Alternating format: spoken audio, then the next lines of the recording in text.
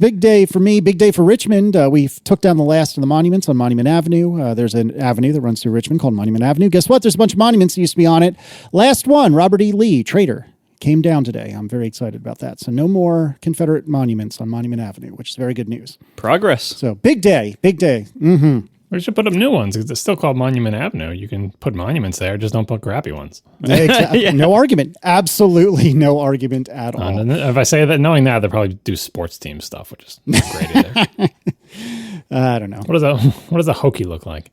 Well, as a former tour guide, as the former president of the Hokie Ambassadors, thank you very much. I can tell you that a Hokie is me. I am a Hokie because I am an alumni of Virginia Tech. You sound like a Hokie. So you're petitioning for a monument? Yeah, no, I'm not petitioning for a monument for me. Although I can tell you that the War Memorial Chapel has 8 pylons above it at Virginia Tech, and the 8 pylons stand for the 8 virtues of Virginia Tech, which are brotherhood, ut prosim, which is our Latin, which is our school motto, which is that I may serve, leadership, loyalty, service, sacrifice, honor, and duty. Still got it, baby. Woo! All right. You said duty. This is a very useful skill. I can walk backwards like the best of them, let me tell you. Oh, my God. I guess we can't make fun of being called Hokie well, Marco can't because he lives in a place with a town called Hicksville. Hey, I don't live on that island. That's your island, sir. Yes, you do. You live on Long Island. Oh, my God. No, I don't. It's a very different place. No. Go find a map of Long Island that does not include Fire Island. Go ahead. Find me one.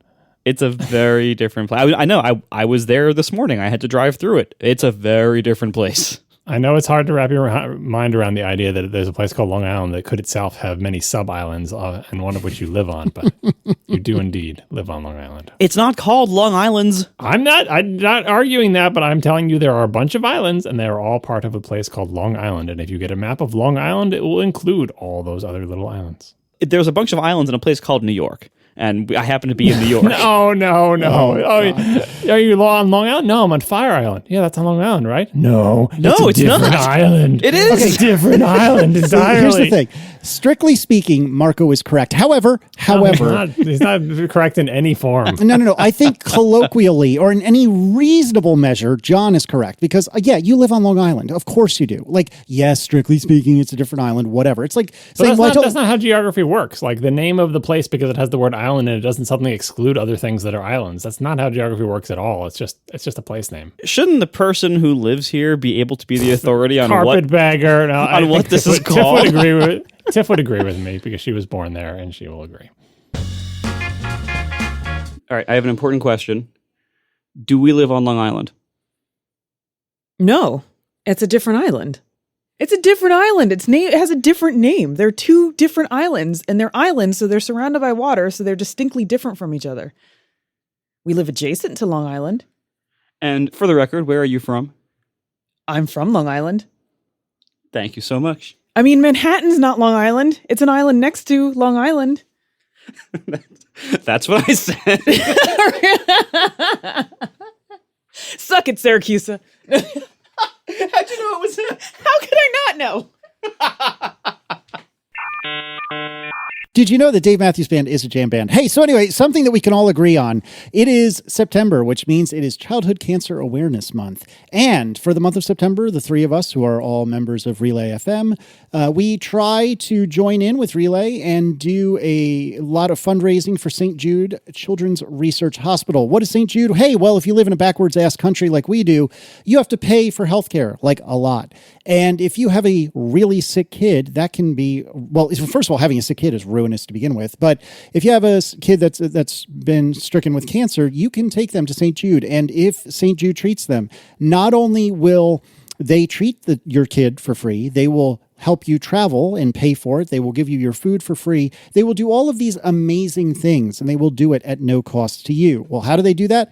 It's because of people like us, listeners and hosts of this very program.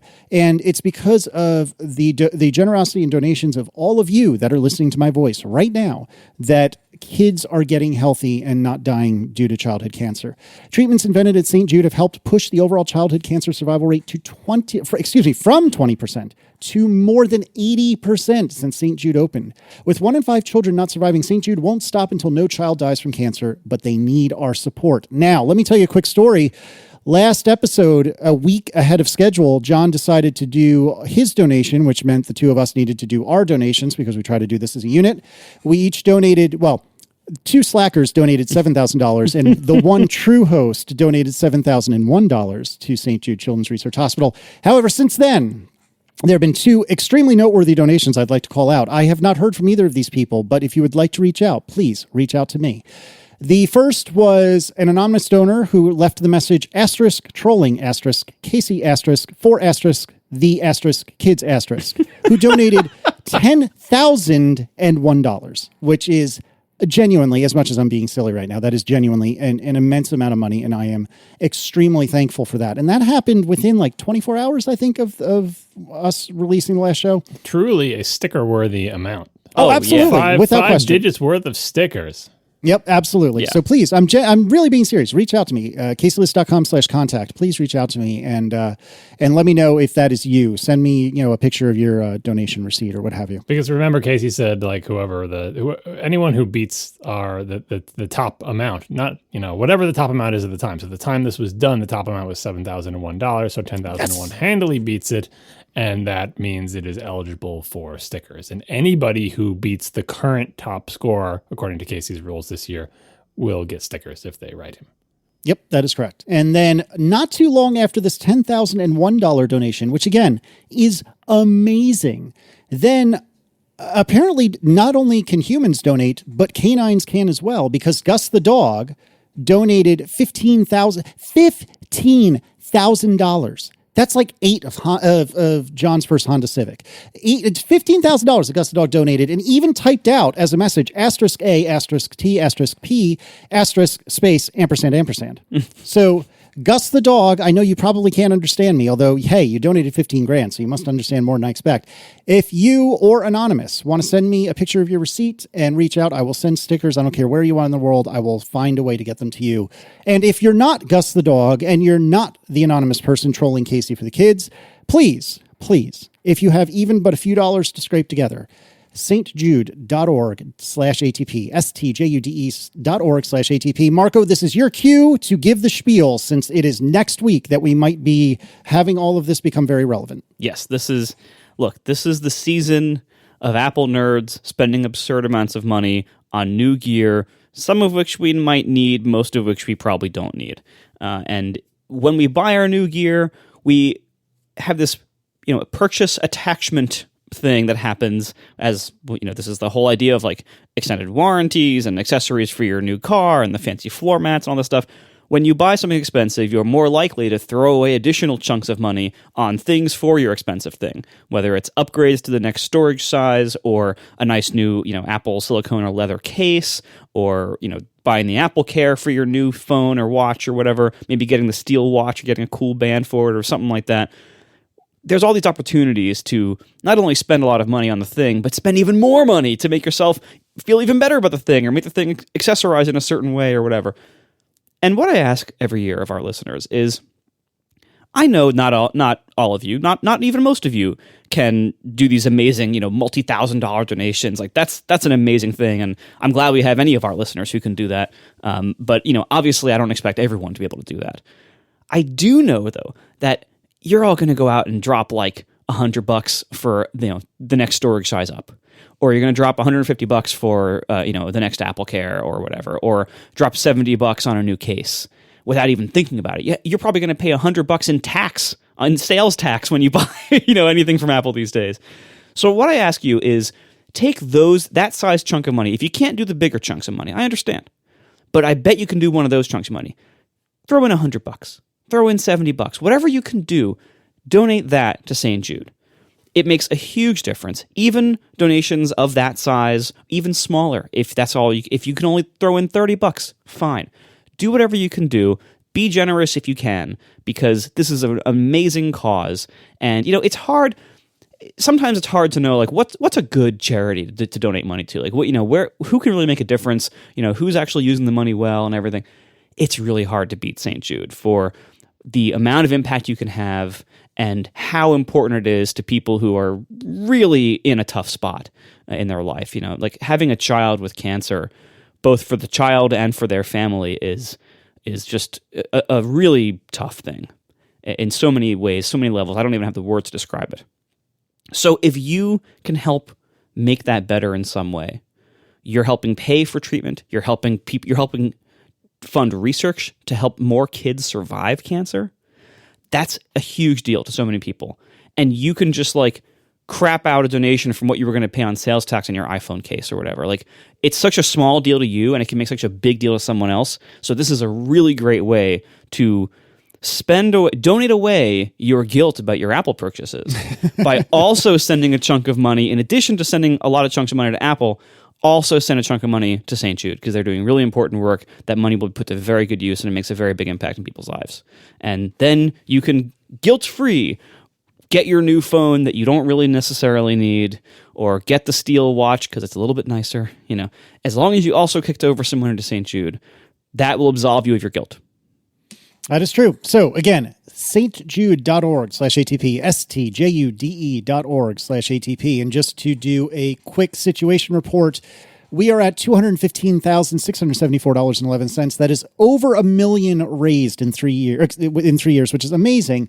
And hey, one of the perks, which I will now announce since it's been made public, at $300,001, I will publish, or maybe not publish, but at least stream via Twitch one time, the lost Casey on Cars episode of the Tesla Model 3 versus the Tesla Model S. So get us there. We are only 75-ish, what is that, 85? I can't do math. It's late. $85-ish thousand away.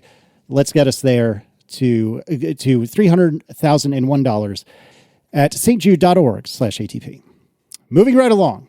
Let's start with some follow-up as always. I've had a request which I normally would absolutely ignore, but in this case I am allowing it. An Australian listener reached out to me and said, hey, Australians are going through a real tough spot right now with COVID. Vaccines seem to be getting to the point that they're pretty readily available. So would you mind just encouraging Australians to get your shot? Hey, I would not acquiesce to these sort of requests in any normal situation. But when it comes to vaccinations, yes, all of you, Americans, Australians, and anyone else who has a shot available, now's the time. Maybe you could imagine with me for a second. Just close your eyes if you're not driving. Imagine with me. You're sitting there waiting to get a vaccine, not just for yourself, but for your fellow country people. And as you're sitting there, you're using your information phone to go to stjude.org/ATP to donate to St. Jude. Imagine two birds in one stone. Does life get better than that? So Australians, Americans, and anyone else who can, please do all the above. Moving right along, I have some important real-time follow-up as well. Thanks to listener in the chat for linking to the Wikipedia article on Long Island. You'll notice that the map of Long Island colors Long Island geographically in red. And you'll also notice if you click on that and make the map even bigger, that Fire Island, which is one of those skinny strips below Long Island, is not colored in red. So Fire Island is not part of Long Island. Going for a low resolution bitmap image on Wikipedia as a deciding factor here. No, it's clearly not colored in. You could see some of the white. Sure. I mean, there's also other things that aren't colored in that are also part of Long Island. As you see, there's other little white blobs there. I mean, those are different islands. Right. To think of the absurdity of it says, hey, what's your favorite Long Island beach? And you say, I really love Robert Moses. You say, sorry, that's not a Long Island beach. It's not. That's the absurdity of where you are right now. John, just hold on. Since we're appealing to Wikipedia as the authority and arbitrator, I don't think whatever. we are. But no, just hold on. Since we are appealing to them as the adjudicator, that's what I was looking for of all these things. Let me read to you the beginning of the second paragraph of the entry for Long Island. Broadly speaking, Long Island may refer both to the main island and the surrounding outer barrier islands, which includes, ladies and gentlemen, Fire Island. Yeah, I mean, like I understand getting hung up on the word island. This is like an episode of Robot or Not, but don't get hung up on that. Like it's not just the island that is long, and anything that is not that island is not Long Island. It's the name of an entire place. I mean, just look at like anything having to do with Long Island. When they put a map of Long Island, they don't remove all the little other things around it. Those are all parts of the umbrella term Long Island. I'm sorry, it doesn't make a lot of sense. That's just the way place names work. No, this is like they include that because these are the best parts of the area. So they include it's like when real estate listings, when you have like a good neighborhood and then the neighborhood next to it, they'll call it like, West Park Slope or whatever. Like they'll give they'll try to use the name of the nicer one for the less nice one because it increases the value of the houses there. So, John, since we're going down this rabbit hole and we're just going to keep digging, what is the city? What portion of New York City do you qualify as the city? All New York City, all 5 boroughs. Okay, so it's not just Manhattan. It is all No. 5 boroughs. But even just going by the boroughs, a lot of people are upset by the idea that a lot of New York City is on Long Island. And I'm sorry, that's just the way it is. So people in Brooklyn, should they say that they live on Long Island? They do. That's where they live. I mean, they live in Brooklyn too, and they also live in New York City. So people from Brooklyn so somebody from Brooklyn, they could say they're a Long Islander, Sure. and you'd be okay with that? Yeah. I'm surprised. I mean, but I bet they would probably say they were from Brooklyn because there's a primacy of pride of place that, there's sort of a hierarchy of where you want to say you're from, but it'd be technically accurate. I mean, they could say they're from New York too, and if that would be true, they're also from New York, but they probably wouldn't lead with that unless they're, we've gone over this before, like when do you say you're from New York versus the United States versus Brooklyn versus Long Island. So somebody in Brooklyn shouldn't say they're from Long Island because Brooklyn is like a nicer place name, but they would be legitimately on the geographic feature of Long Island. So there, the geographic feature boundary matters, but when defining Fire Island, the geographic feature boundary doesn't matter. I know. I'm saying that the geography of Long Island as the thing, the case you just read, is the whole conglomeration of crap. Like, I know it says island in the name, and you're just dying to make it one island. It says in quotes the phrase Long Island may refer to that whole area. Yeah. It doesn't say it is. And it does refer to. Obviously, you are referring to it, so it may. But that doesn't make it correct, factually. Like, at least we can all just agree to like dump on Staten Island, which is not part of Long Island, and really people wish it was. Really should be part of New Jersey. I mean, it's if you look at the map, it's kind of ridiculous. Staten Island is part of New York. I think Staten Island gets a lot of crap and a lot of garbage from New York City, literally. But yeah, it's kind of the outlier in many ways. We are sponsored this week by Things, the award-winning to-do app. I love Things. I use Things. And I can't say that about a lot of apps. There's a lot of apps like, I kind of bounce off of them after, an hour or a day or a week. Things has stuck with me. It's so good. It is my favorite task management app. Now, they've also just added a fantastic new set of features. Things now supports Markdown inside of your notes. Actual Markdown. This is not just some small subset. It's the real deal. Headings, bold, italics, highlights, code blocks, you name it. All the Markdown syntax is detected and rendered in a beautiful style inside your to-dos and project notes. I mean, Things as an app is already an amazing looking app. It's beautifully designed, and this just makes it even better. Now, you might be surprised to think of Markdown as a feature inside of a to-do item, but that's because in most to-do apps, the notes field is kind of a second-class citizen, whether it's a tiny little super small font below the to-do or it's tucked away inside of like a detail or inspector pane. Not so in Things. In Things, your notes take center stage. When you open a to-do, you have plenty of room to write. So you can add whatever details you need, detailed plans, reference material, brainstorms. This is how I actually use Things myself. I put tons of notes on each to-do, like if it's a link I want to refer to or, notes or little sub-bullets, you can do all of that in Things. And you can keep it simple if you want to, and just have nice, simple stuff. Thanks to Markdown, even your longest notes look and feel fantastic. So if you haven't tried Things, check it out, especially now with this new version. Just search for Things on the App Store or go to thingsapp.com. You can download a free trial for your Mac and try the new Markdown feature for yourself. And there's many other great features to love as well. So whatever it is you want to accomplish in life, Things can help you get there. Go to thingsapp.com and try the app today. Thank you so much to Things, my favorite to-do app, for sponsoring our show. All right, let's move on. Apple delayed controversial child protection features after privacy outcry. This is an article from The Verge. Apple has a quote, "Last month, we announced plans for features intended to help protect children from predators who use communication tools to recruit and exploit them, and limit the spread of child sexual abuse material. Based on feedback from customers, advocacy groups, researchers, and others, we have decided to take additional time over the coming months to collect input and make improvements before releasing these critically important child safety features." I think that's good. I don't have extremely strong feelings about this other than to say, hey, Apple, do you know what? Sometimes doing things in public out loud is helpful. Who knew? Maybe you should consider it sometime. I'm kind of thankful that this has been delayed just so we can finally stop talking about it. But also, one question, Do you think this is ever going to actually ship, or is this just going to be one of those like air power delays where eventually it'll just stop being talked about and it will never, and like this is actually more of a cancellation, but they don't want to really quite say that yet?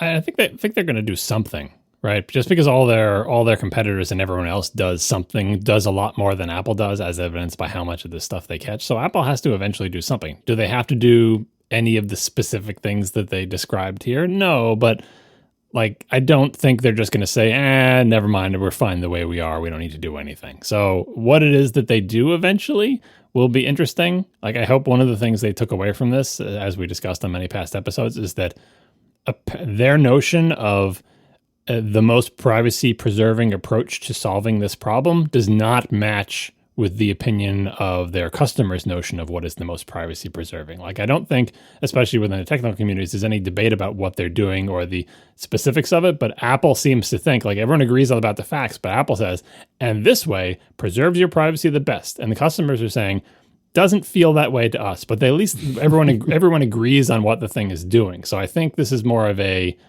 sort of customer fit type of thing of like, okay, well, we have our opinion and you have your opinion, but we don't want to do something that you feel like it doesn't preserve your privacy, because that's what our goal is. And so they kind of have to figure out something that everybody can agree is privacy preserving. Or they could, the version of punting on this is like, we'll just scan everything server side. Right. And not really make a big deal out of it, because, hey, did we have any stories about this when all the other companies started scanning server side? We don't even know when that was. They just do it and it's not a big deal. And, that's that. But Apple wants to do it better in a quote unquote more privacy preserving way. And that's kind of how they got themselves into trouble. Yeah. But I mean, ultimately, I think the scanning on your device and therefore like kind of having your device be like a police force or surveillance force, even though it's like your hardware that you own, I think that is one of the biggest parts that offended a lot of people. And so if they switch to a server-side model, that would obviously preclude end-to-end encryption. But I think a lot of people would be okay with that trade-off. Yeah, I mean, like, it doesn't make it, like, I think from a technical perspective, that doesn't make any sense, but I think that's what Apple is learning, is that it might not actually make any sense, but really you are, and when it comes to things like this, you are in some ways beholden to what customers think about it, right? Like, and again, no customers are flipping out but the fact that their phones are scanning and categorizing all their photos to identify dogs, airplanes, dinner plates, potatoes. Like, there's this open-ended machine learning powered thing that is literally scanning and categorizing every single one of their photos, and everyone's fine with that because it's missing that one little part of like, we'll report back when we find a picture of a dog. Like, the whole thing of like, if we find pictures of a particular politician, we'll report you. They could totally be finding those pictures of the politician right now. The only little bit they don't haven't added is, and by the way, if you find pictures of that politician, send a ping to this server or something like that. All right, so all the people who are upset about, I don't want them to build this capability. They already did and nobody cared, right? Anyway, I don't want to rehash it all, but like, yeah, I think they need to do something, and I would actually prefer that they do enable end-to-end encryption everywhere and do something like this tweaked such that there is like more broad agreement, as I said, with like advocacy groups, researchers, and customers, I suppose, and whoever the others are, that before they come out with an announcement, they've come up with something that has more features that make people feel more comfortable, because Apple thought they had all the features they needed to make everybody feel comfortable, and they were wrong, right? People didn't feel comfortable. So I think engaging in more dialogue with everybody who complained about this, now that they know who all those people are, to come up with something where they can say, okay, if we announce this, now all these other people who we didn't talk to at all or enough before our first announcement, do we all agree that this is going to be better? And I think, for example, you'd have to pair it with end-to-end encryption, because what's the point in doing this thing if you have access to everything server-side anyway? I think that kind of pitch, which is like, from this point on, Apple literally can't look at any of your pictures, but we want to catch these things, so we're going to use this system, and it has these safeguards that are much better than our previous safeguards, and there'll be no automatic reporting, and like, I don't know, like, something to make people feel comfortable. I think that is the best possible outcome of this. I think one of the worst outcomes is for them to just get frustrated and do server-side scanning. Even though people would mostly be okay with that, I would prefer to live in a world where Apple can't see my photos. Yeah, I agree with that. I would be willing to make the trade of them scanning server side them scanning device side is what I meant to say. If I could have end-to-end encryption, I think that's a trade I'm willing to make, although not everyone necessarily would. Right, but you need like, I think people need more features, more stopgaps, more hedges against the false positives and stuff like that. Because what they rolled out before, like I said, if you look at it in light of their performance with the App Store, it is not reassuring to you in any way that humans are going to review it. And that makes you feel like I still might get swept up in this. So there obviously needs to be something sturdier than that to avoid false positives. Yeah. The 1Password 8 beta is still a thing. I'm still running it. I'm still not in love, but it's not actively making me angry for the most part. But I am happy to report this is a tweet. Glowing review. This is a tweet from Dave. Is it Thier? I hope I pronounced that right. I'm sorry, Dave. He tweeted earlier today, or maybe it was yesterday, by popular demand, today's update includes a cute little animation when entering an incorrect password. I think you'll enjoy it, Casey Liss. And so this was me kvetching about how in 1Password 7, the entire window would shake, side to side a little bit when you entered an incorrect password. And I use that as a silly example of what not going native does. And so the good news is the shake is back. The bad news is it's not the whole window. It's just the little password entry field. But nevertheless, small victories, my friends. And actually somebody, I think it was Christian Selig of Apollo Reddit client fame, challenged Dave on the fact that it wasn't the whole window. And there was a reasonable justification for that. That was not technical. Just in short, they thought it was less I guess less loud, for lack of a better word, to do just the input field. But anyway, progress is being made, which is good. I haven't done any testing with some of my other complaints yet, but I can tell you I did see the little shake earlier, which made me happy. Does this count as you being served? No, I don't think so. Well, served in the sense that I have requested something and it has been served to me. Oh, so yes. I'm thinking more of like the dance contest meaning of. No. I don't think so. Well, you certainly got better responsiveness than you get from filing feedbacks with Apple. That's very true. Well, slow down. No. I think that's an incorrect statement. I got a response. Right, yeah, that's like that in alone. and of itself. Like that is table stakes for most people, and I did get that much. A timely response. And yeah, now first, if like it's the communication pyramid we talked about on Analog, right? So first level is I got a response. The second level was it was timely. Third level was it was actually slightly fucking relevant to what I was trying to say. And where am I? The fourth level now? Fourth level was it actually did what I wanted it to do. So this is like a pure freaking victory for me. And I would like to point out that I have filed 2 feedbacks this summer, both of them in early June, and neither of them have gotten a response. So business as usual, same as it ever was. Mm-hmm. All right, moving right along. HomeKit camera, TV, picture can be enabled or disabled per camera. Which one of you was this? Marco complaining about this? Is that right? I was asking whether it was a thing. I was saying it would be annoying if it happened to me, and is that a thing that you can turn off? And this is the answer. Yeah, John was saying it was an anti-feature to have your HomeKit camera alert you on your TV if you couldn't turn it off, because John is very protective of his TV watching time, and nobody wants that. You're watching a show, and all of a sudden another picture bloops on top of it. I absolutely would like to know that if somebody's at my front door. Are you kidding? I would too, because through 2 flus of construction, we don't have a doorbell, and we haven't had a doorbell for like 10 years. We do have a dog, and so we always joke that Hops's job is to be our doorbell. The problem, and he's very good at it. The problem is that he's only working for a certain part of the day, and then he's off for the night. He stops. He's usually his shift ends around like 8 or 9 o'clock at night. And so if somebody comes to the door and knocks, we don't necessarily know if we can't hear the knock. Like if we're in another room far away from the door and Hops is off for the night, that's it. So something like this would actually be useful. I can't think of a time when I'm watching TV where I wouldn't want to know if somebody was at the door. Well, I was thinking more of because you had security cameras. Like if someone walks by your house and trips one of your motion lights, I don't want a little square popping up on the show that I'm watching. Our camera philosophy here, and I said this last week, but just to reiterate, a very important part of my camera philosophy. When you're walking past my house, like on the public sidewalk, I don't want you to be able to see a camera.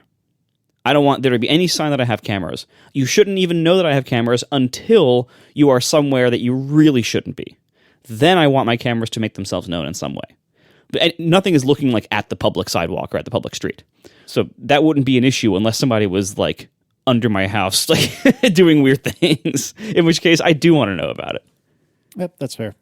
So anyway, Pankaj Rupani writes, activity notifications are turned off by default on Apple TV. What they showed in the keynote was doorbell notification, which is turned on by default and has actually come in handy when you have a movie night and you get delivery, for example. Additionally, Jonathan Rogers writes, the doorbell actually rings my HomePods and can identify faces using people I've ID'd in the Photos app. That's very cool. I dig that. Yeah, I wonder if it like announces that. It's like, so-and-so is at the door based on facial recognition. That's a good Apple integration of tech. And, announcing it through the HomePods as opposed to like, I don't know, like the little dingy thing on your wall. That's kind of neat. We are sponsored this week by ExpressVPN. Now, using a VPN is a really, really useful tool. One of the reasons I use VPNs is if I'm traveling and I have to use some untrusted Wi-Fi network, like at a hotel or an airport or something, I won't do that without a VPN. Because to me, even though I know a lot of my stuff is encrypted, like at the client level, like, HTTPS, I know it's not 100%, and there's all sorts of weird, creepy stuff that network providers can do, like at the local or ISP level, that I just don't trust other people's connections. So if I have to use someone else's Wi-Fi, I'm using a VPN. Another good use of VPNs is if you want to use, say, your streaming service that you're paying for when you are traveling outside of your country. I've actually done this, and I used ExpressVPN to do it. We wanted to watch a show on Netflix while we were traveling in Mexico a couple years back. It was amazing to be able to just click and say, I'm now in the US officially, according to this VPN service, and I was able to watch my US subscription while I was outside of the US, and it was fantastic. This works on tons of different streaming services. ExpressVPN is by far the best VPN to use for this. You can change your location to wherever you need to be. They have almost 100 different locations. You can gain access to whatever you need to gain access to. And you have blazing fast speed with ExpressVPN. There's no, weird dropouts or stuttering or buffering. You stream the full video quality and you don't even realize you're going through a VPN. That's how good it is. And ExpressVPN is very easy to use. Their apps are just one click to connect, super easy to use, can work on your phone, laptop, media console, smart TVs, so much more. So when you need a VPN, choose the one that's top rated, performs well, has easy apps to use. Go with ExpressVPN. You can get an extra 3 months of ExpressVPN for free with a 1-year package at expressvpn.com/ATP. Once again, that's expressvpn.com/ATP to get an extra 3 months free with a 1-year package. Thank you so much to ExpressVPN for sponsoring our show. Can you tell me about your crappy mousepad, please? Yeah. Remember this whole thing about like one side of my mouse pad wasn't working, right? Yeah. Oh, yeah. And I rotated the mouse pad, and people say, well, maybe it's the cord, maybe it's the desk surface, maybe it's this, maybe it's that, maybe your mouse has gone bad. And I did all these experiments, and I was like, it just seems to be that part of the mouse pad. And that part of the mouse pad was more worn than the other ones and had like a slightly different sheen to it. I'm like, wow, it's really weird that this isn't tracking. And for a while now, I've been like, I really need to, because my mouse pad is like cut from a larger mouse pad. He carved it himself from a larger spoon. I don't know if either one of you get that reference. Nope. That was from The Simpsons. Is that the chili cook-off? That's right. Hey. Oh, look at you. Good job. I haven't even gotten to that episode yet in our rewatch. He carved it himself from a larger spoon. That's, I think Lenny says that. I don't remember. Anyway, I wanted to cut myself a new mouse pad. And that because I have another sheet of mouse pad stuff up in the attic. And I kept meaning to do it. And every time I sat down on my computer and my mouse skipped around, I'm like, I really need to do this. So finally I got a chance to do it. I brought my old mouse pad, put it down on top of the new one, cut myself a new mouse pad, brought it in, set it up, put it down underneath my mouse, woke up my computer, plugged everything back in. My mouse wouldn't move at all on the new mouse pad. Cursor would not move at all. I'm like, all right, well, what's going on here? Like no motion, zero motion. I was like, how is the mouse broken? It's not the mouse pad. Like it's just a black, felt fabric. It's mouse pad material. There's nothing wrong with it. So I went through this whole debugging procedure. What is the debugging procedure for this? Well, I mean, not moving at all is like, okay, this isn't a tracking problem, right? And I tried it on different surfaces, put it on the other parts of the keyboard tray, put it on the desk, put it on my leg, but it was just not moving at all. And so I'm like, well, let's start eliminating these things here. So first thing I did was I unplugged the mouse from the cord and connected it through Bluetooth. And that worked. I mean, my Bluetooth signal is crappy. But anyway, the mouse over Bluetooth works, but I don't want that. I want it to be plugged in because my Bluetooth signal from my distant tower is crappy. So I'm like, well, the mouse isn't entirely broken, but maybe just the wire connection is broken. So I unplugged it from this cord, and I got a shorter cord and plugged it into the same USB hub that this cord is in. and then the mouse worked perfectly. I'm like, well, maybe the cord is dead. Maybe it kinked. Maybe it got cut. Maybe, a mouse chewed through it. Like, maybe the cord is bad. I tried a shorter cord and it worked. I'm kind of giving it away by saying shorter, but I tried another cord, which happened to be shorter, and it worked fine. So before I realized the length was potentially an issue, I was like, well, I got another one of these mice in the attic. I will go and get the long cord, because it comes with this really long, really thin USB cord that's more like a mouse cord and not like a cord that you'd use to, like, I don't know, charge your, camera or whatever, like big, thick USB cord. So I got that cord down. I plugged it into the USB hub, plugged it into my mouse. Same problem. Like it would, well, actually not the same problem. It would move a little bit, but it was it's very sporadic. Like I'd move the mouse and maybe the mouse would twitch on the screen or whatever. I'm like, okay, this is a brand new cord, fresh out of the box, never been used. So it's got to be the USB hub, right? So then I took it and plugged the long cord directly into the back of my computer, and that worked. So I'm like, this cord is good, the hub is bad. And that's where I ended up after this process of elimination of trying all different combinations, that my USB hub, which granted I've had since I had my cheese grater Mac Pro. I don't know how old it is, but it's pretty old. Apparently it can't supply enough signal strength for a very long USB cord anymore. It can supply enough signal strength for like a 3-foot cord, but not for like the 6-foot cord that I have. That's so weird. Through here. Yeah. Now, the question is, why did I think it was part of my mouse pad? Because all the experiments I'd done before is like, if I do it on the right side of my mouse pad, it jumps, and I do it on the left side, it's good. And the best thing I can come up with is every time I did this test, I don't even know which order I did, but I probably always tested the bad area first and the good area second. And there was probably some kind of like voltage ramp up or some kind of like, oh my goodness, like the first thing that you try it on, it's jumpy. But then when I move to the second area, it's fine, because like, I don't know, it's like whatever thing is dying inside my USB hub. And it's super weird that the thing that was dying like went totally dead, the time I cut out the mouse pad and put the new one down, because it wasn't moving at all. Right. So a new USB hub, it's on its way to me. I just wanted to finish up that story to say, it turns out it was not the mouse pad, although now I have a nice new mouse pad. I saved the old one too, because, of course you did. Rotate it back down. Now I have a nice new mouse pad. I'm currently using my Logitech mouse with the little RF dongle, which I have sticking up out of the top of my Mac Pro with a USB-C to A dongle, like a little antenna. Because if you stick that little dongle, we went over this before. If you stick that little dongle on the back of my computer, it's too far away and too close to the other USB ports, it gets terrible signal. But now I have my little antenna work. So I'm using the Logitech one while I wait. Logitech one works great on the new mouse pad. And when my new USB hub gets here, which, by the way, I had to end up buying, didn't have to, but I did end up buying literally the exact same USB hub, because since the time I bought that many years ago, there has been no advance in USB hub technology or availability. So I hope the new one solves all my problems. I'll keep you updated. I wouldn't hold your breath. So oftentimes one of my beloved co-hosts will put just a very, very curious line item in the show notes. And I feel like it's happening more and more as we all get older. But nevertheless, the next line item is as follows. John's favorite percentage, 9.6%. What the hell are you talking about? If you re-listen to the episodes like I do, you'd know. Marco, do you know what that's about? I don't think so. I saw that earlier too, and I was trying to think, what could that be? And it seems vaguely familiar, but I couldn't place it. So we're entering the photos section of the follow-up here. These are grouped items. I was talking about like how to organize your photos in an Ask ATP a couple weeks ago, and I suggested fave everything, and you can't like fave all your photos, but don't fave like 1 in a million. And I was trying to think of like, I wonder what my percentage is. So I measured, and in my photo library, apparently I faved 9.6% of my photos. I love that you thought we would know that. Yeah. This is a very good turn of phrase. I thought you just meant that you really liked the percentage, 9.6%. Very well done. No, but I see now. Percentage of favorites, which is probably a little high. Like I have like 13,000 faves in a 140,000 library thing.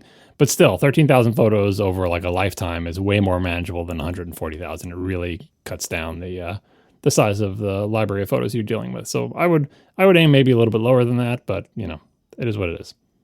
All right, and then tell me about Google Drive for desktop, which is something that I really don't think I'm interested in, but maybe I am. Well, so remember last time I talked about my photos backup strategy, I was saying how Google's backup and sync thing had just like become unable to upload my photos anymore. Recall that I had it pointed at my photo library and I had it uploading to Google Photos as like a 5th level backup of my photo library, just because I'm already paying for that space in Google and, like might as well do it. Right.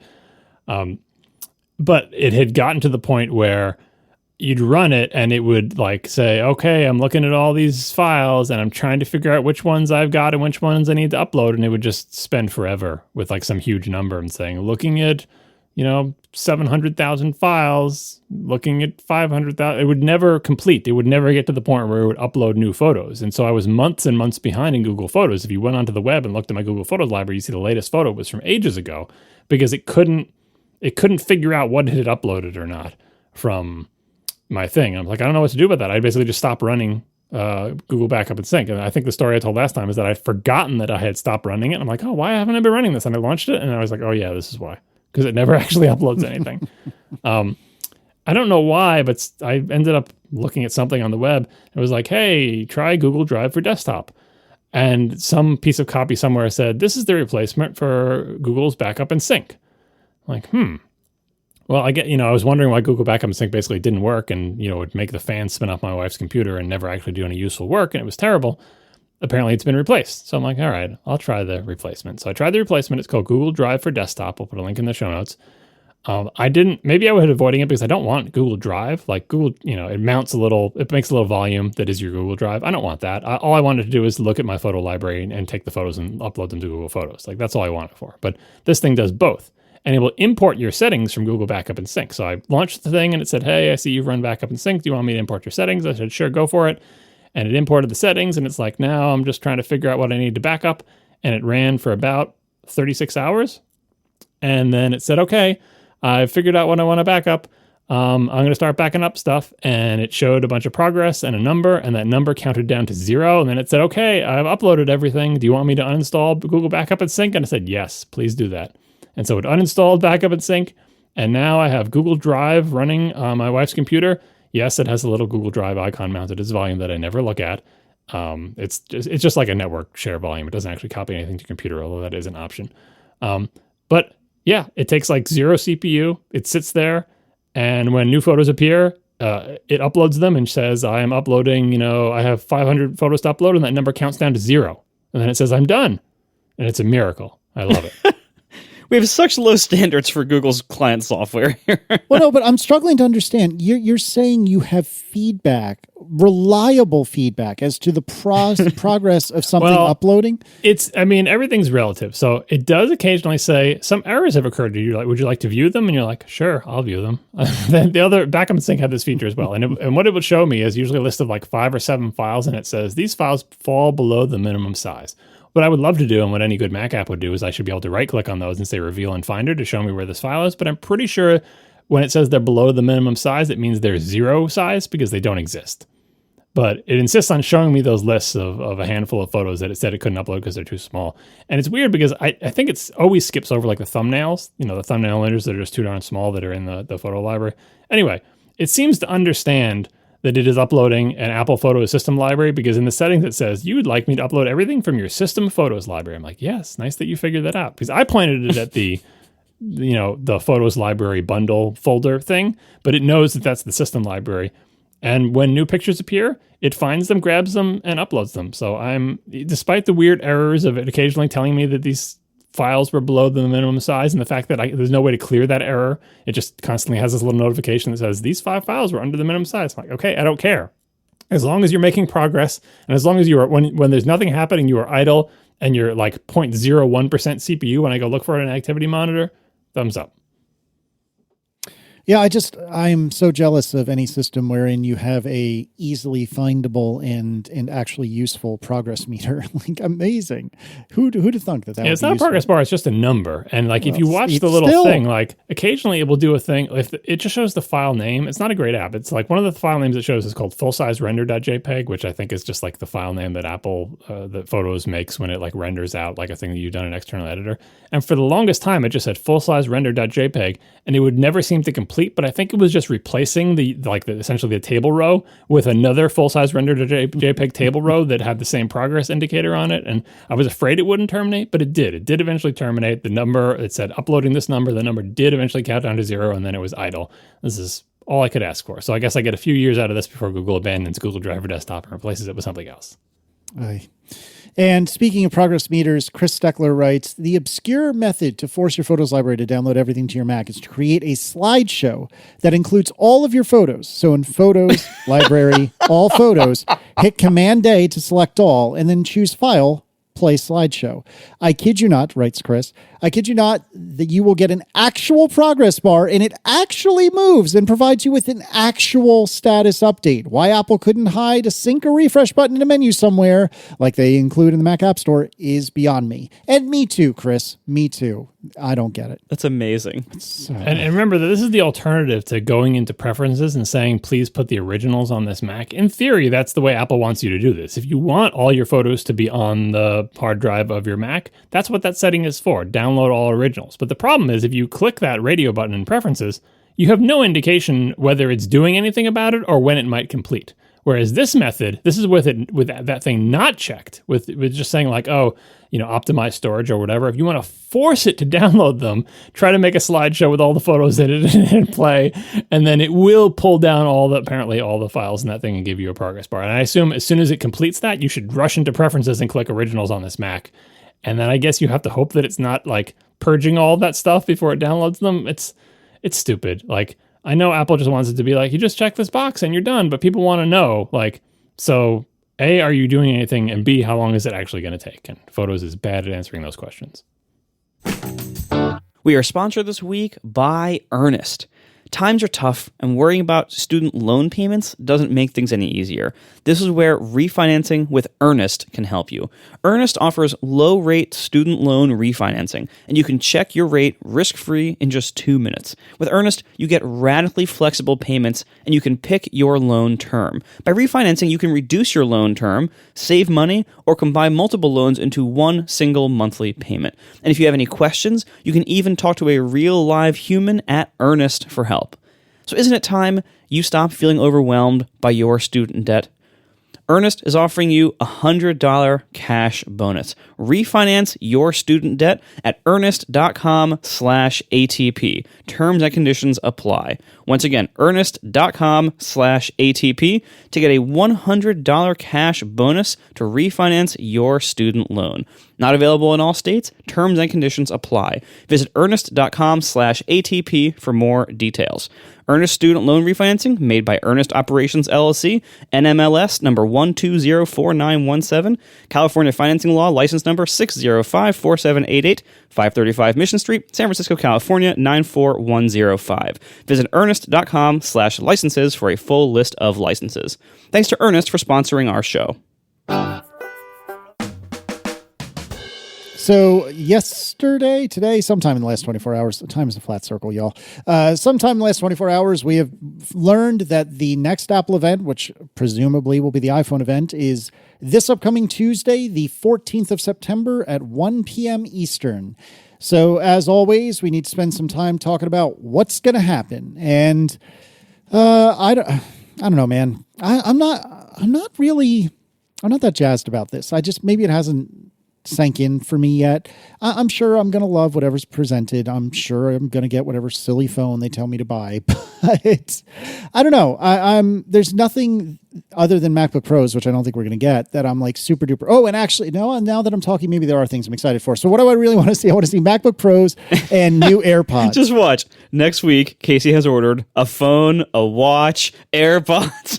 At least. I want Apple to take all my money, but I don't know if they're gonna. So I would love to see obviously a phone, but more importantly to me anyway, I would love to see new AirPod Pros because I'm in the market and I have been for like a year, and I want to wait until there's a new set. And I'd love a new MacBook Pro. I'd love for one of my machines to be on Apple Silicon, and at this rate, it's never going to happen. But I digress. How do you want to handle this, John? Do you want to walk through the rumors? Or I put the very first item I put up there. I think we can dispense with this early is MacBook Pros ? Sad face emoji. I really want there to That's be. not an emoji. That's an emoticon. Come All on right, now. you're right. Remember at WWDC we were like, hey, maybe there can be, maybe there'll be MacBook Pros at WWDC. Oh, I guess they're not ready yet. And now we just forget about them, and the next event comes along and nobody's talking about MacBook Pros. I mean, again, that's the rumor mill seems to say like this is. I mean, it's the iPhone event. We all know it's the iPhone event, right? Fine. But there's no reason you can't also put out MacBook Pros. Like I'm dying for M1X stuff. That's the Apple announcement that I am most anticipating, and it just doesn't seem like it's in the cards for this event. So I'm kind of sad about that. But I set that aside because I think there's lots of stuff that is rumored for this event that is good and interesting. And this is the iPhone event, and I get it. You don't want to distract or whatever. I really hope though that there's like maybe an October event for, Monterey and the new MacBook Pros. I'm ready for that thing to happen. I just wanted to get that out there. I know we're weird on the show. We tend to like the Mac announcements. I'm more excited about the Mac tech. Obviously, the Macs going to Apple Silicon has been a big story. And so far, the Apple Silicon Macs they put out have been amazing. They just haven't been the high-end ones. So I'm really hungry for the high-end stuff, but it seems like I'm going to have to wait a little longer. Yeah, I agree. It seems, based on all the rumors and stuff, it does seem like this is not the MacBook Pro event. This is not the M1X Mac event, and it doesn't seem like we're going to actually be getting any Mac news at this event, which is unfortunate from those of us, like the three of us, who tend to care more about that, but also not that unexpected. Yes, we were expecting M1Xs in June, but the rumors even then kind of suggested later in the year. And the iPhone event almost never contains any Mac news. It's almost always the iPhone and usually the Apple Watch as well.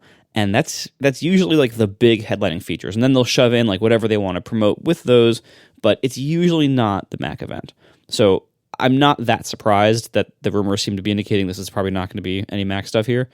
That being said, I am as excited as you and as impatient as you for whenever the Mac event actually happens, because I love my M1 Mac Mini that I'm using as my desktop right now.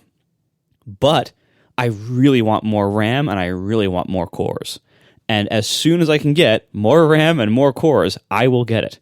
And if I have to buy 3 small Macs this year, like if I got the Mac Mini in like January, February, if I have to buy the M1X Mac Mini because the Mac Mini Pro isn't out yet, and then a few months later buy the Mac Mini Pro and that comes out, I'll do it because I need more cores so badly. But I'm so happy with this thing right now, and it was so inexpensive, like relative to other high-end Mac desktops, that I'm not going to feel bad replacing it soon. But I really want more cores and I really want more RAM. You really don't need to convince any listener to this program that you will be buying more Macs as soon as possible. There's been a large amount of past circumstance and evidence that is exactly what's going to happen. So Yeah.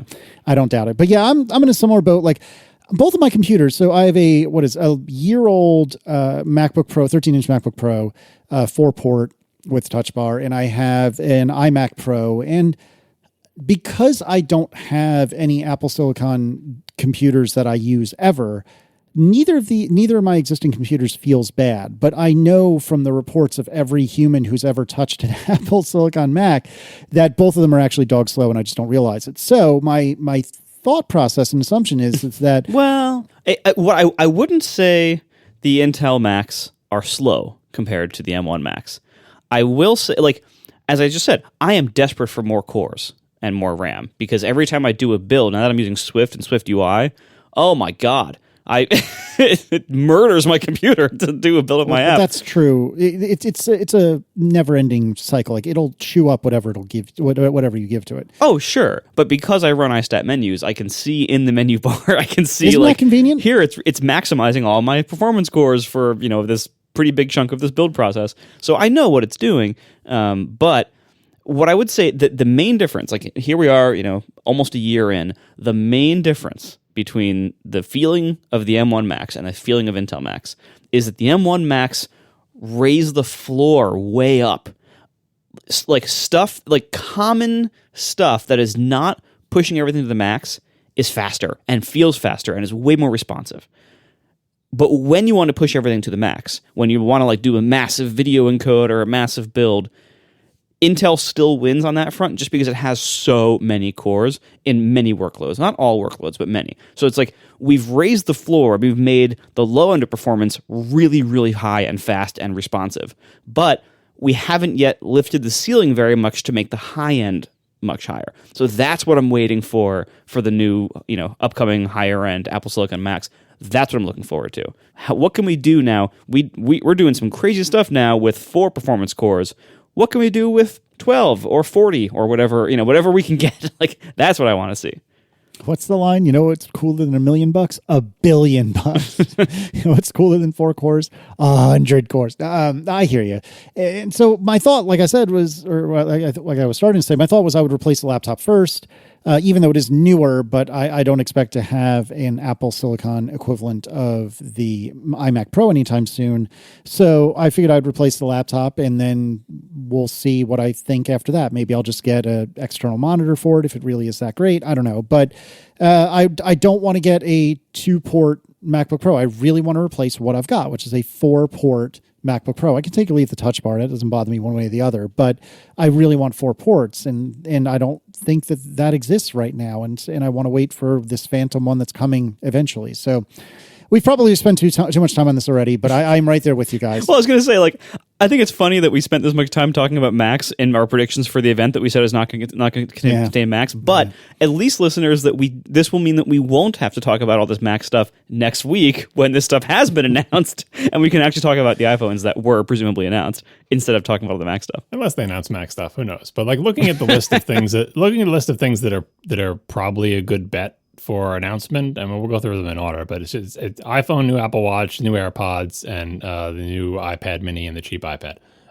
And that is plenty for an event, especially as we'll go through them. We'll see that, the watch is all new in theory this year. The AirPods are all new. The mini is making its triumphant return with an all new design. So that's a full event there. There's not really, if they announce all that stuff that I just listed, this is a pretty good Apple event, right?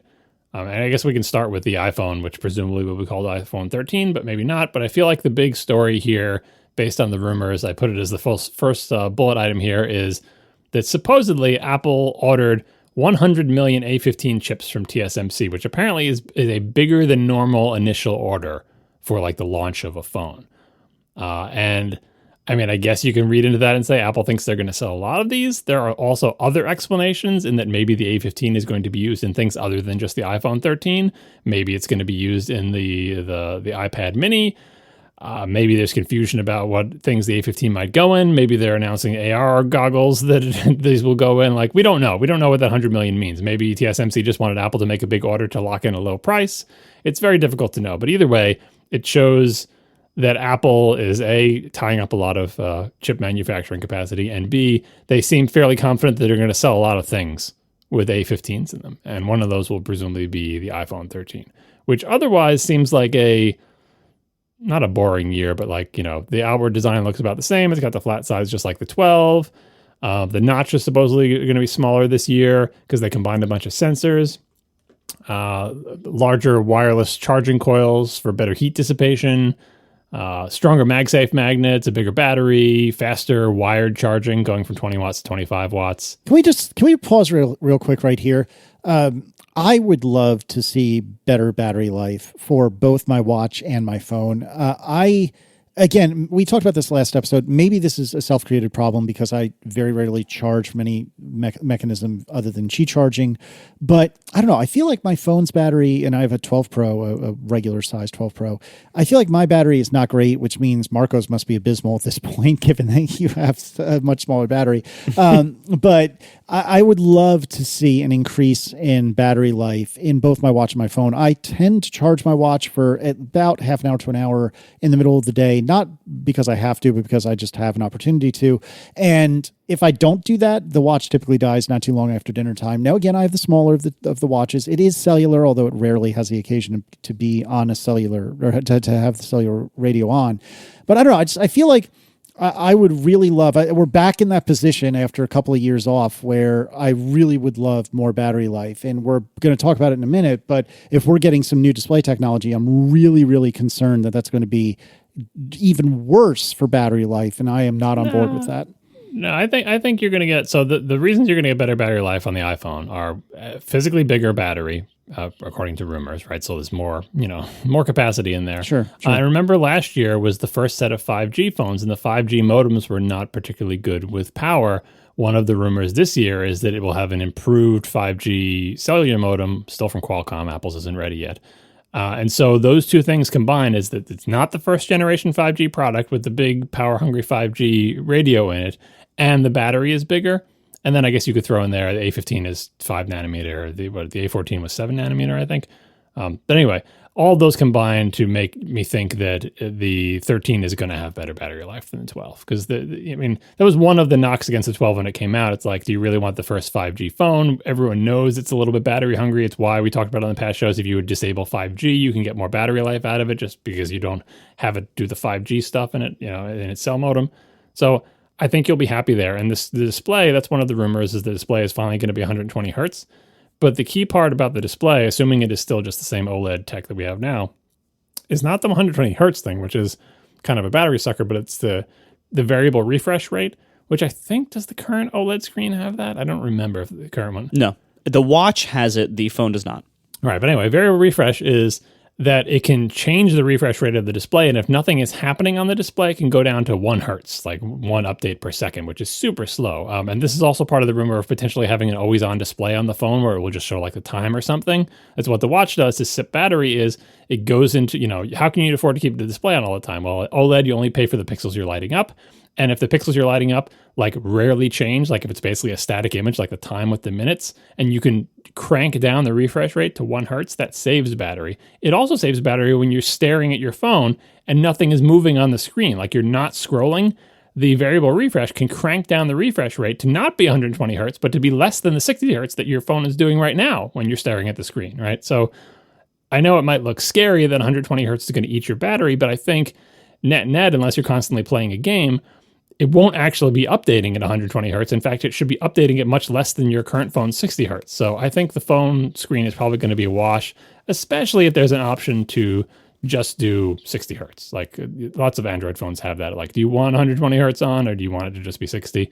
I wonder if that setting will be in there. Well, and I bet there will be such an option, because when the 10.5 iPad came out with its 120 hertz screen, they added an accessibility option to limit it to 60 hertz. Yeah, promotion. Sorry, we should use Apple's marketing terms. Yes. Well, I'm sure we'll hear all about it next week. But when the iPad got 120 hertz, they had an accessibility option added to limit it to 60. And so I would expect to see that same option show up on any phone that has that capability. Yeah, and this year's crop camera stuff, one of them is has been described as portrait mode in video, essentially like the real-time effects that you can do for like blurring the background and finding objects and stuff. Apparently that the A15 is fast enough to do that in video. The rumored name for it is cinematic video, possibly using LiDAR to better do object detection. That'll be interesting. The astrophotography mode rumor that we talked about for a while, taking pictures of the night sky. Portrait mode using LiDAR. Apparently current portrait mode doesn't use the LiDAR, but the new one will.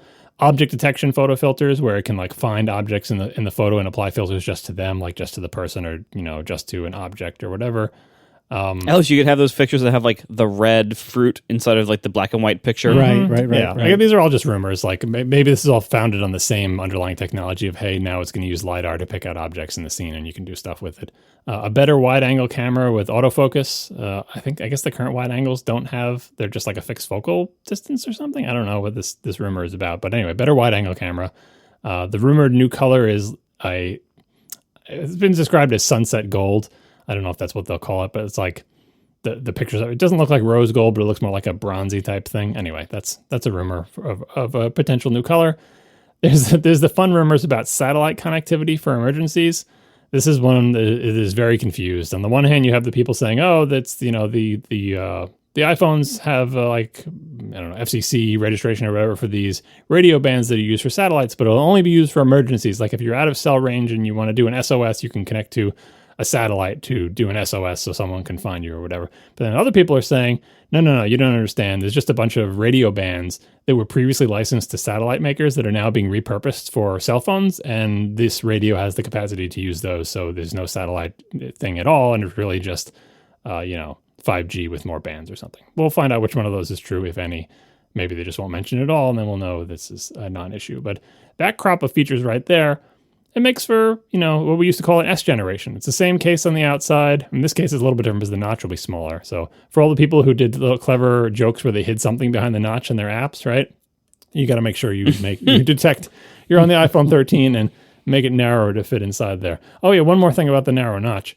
The rumors and the little parts leaks and everything showed the notch being like not as wide on the phone, but to do that, they had to take the speaker that you would hold up to your ear when you talk on the phone, if anyone ever talks on the phone like that anymore, and doesn't, talking to the end of their phone like I see everybody doing. Anyway, that little speaker thing, it used to be, it's like you look on your phone now, if you have one of the newer phones, it's like a horizontal slit kind of in the middle of the notch, right? The middle, vertically speaking, right?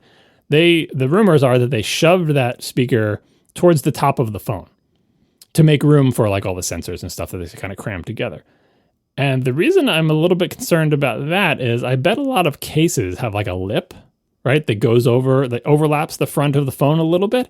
And it doesn't take much to sort of blunt the volume of that little speaker. If you have like, say, an iPhone 12 case that had a lip that didn't anticipate that the speaker would be like right up against the edge of the phone. So that's a thing to watch for. Obviously, Apple's new cases won't have that problem and they won't block the speaker. But if you have an existing iPhone 12 case, assuming they're compatible, or you're buying one, be aware that the lip might block the speaker. I mean, the rumors were already that the camera bump block was going to get bigger this generation, so chances are existing cases won't fit anyway. Like taller or like width and height-wise bigger? I thought the rumor was width and height, but I honestly haven't been paying that much attention to the rumors, so I could be wrong. It looked a similar size. I think most of what I saw was that it was going to be like taller, like skyscrapers coming out of the back of your phone, that they would all be taller. The plateau would be taller, and that the lenses would be taller, but we'll see. But anyway, like it looks more or less like the 12, which I think, I've had the 12 for a year. I like it. It's a good design. I'm not getting this phone anyway, but like for an S generation, if this was called the 12S, or if it ends up being called the 13 for a revision of the previous design, if it has all these features, as in better cameras, better software features, faster CPU, better battery life, better display, that's a good S generation. So I think thumbs up on this phone. Like we talk about this every year, it gets kind of boring, but it's like Apple makes good iPhones. Like, and setting aside the Pro ones, like everything we talk about here, a lot of these are going to be Pro-only features, like the plain 13. If the plain 13 is to the 13 Pro the way the 12 was to the 12 Pro, also a great phone. The 12 is a great phone, right?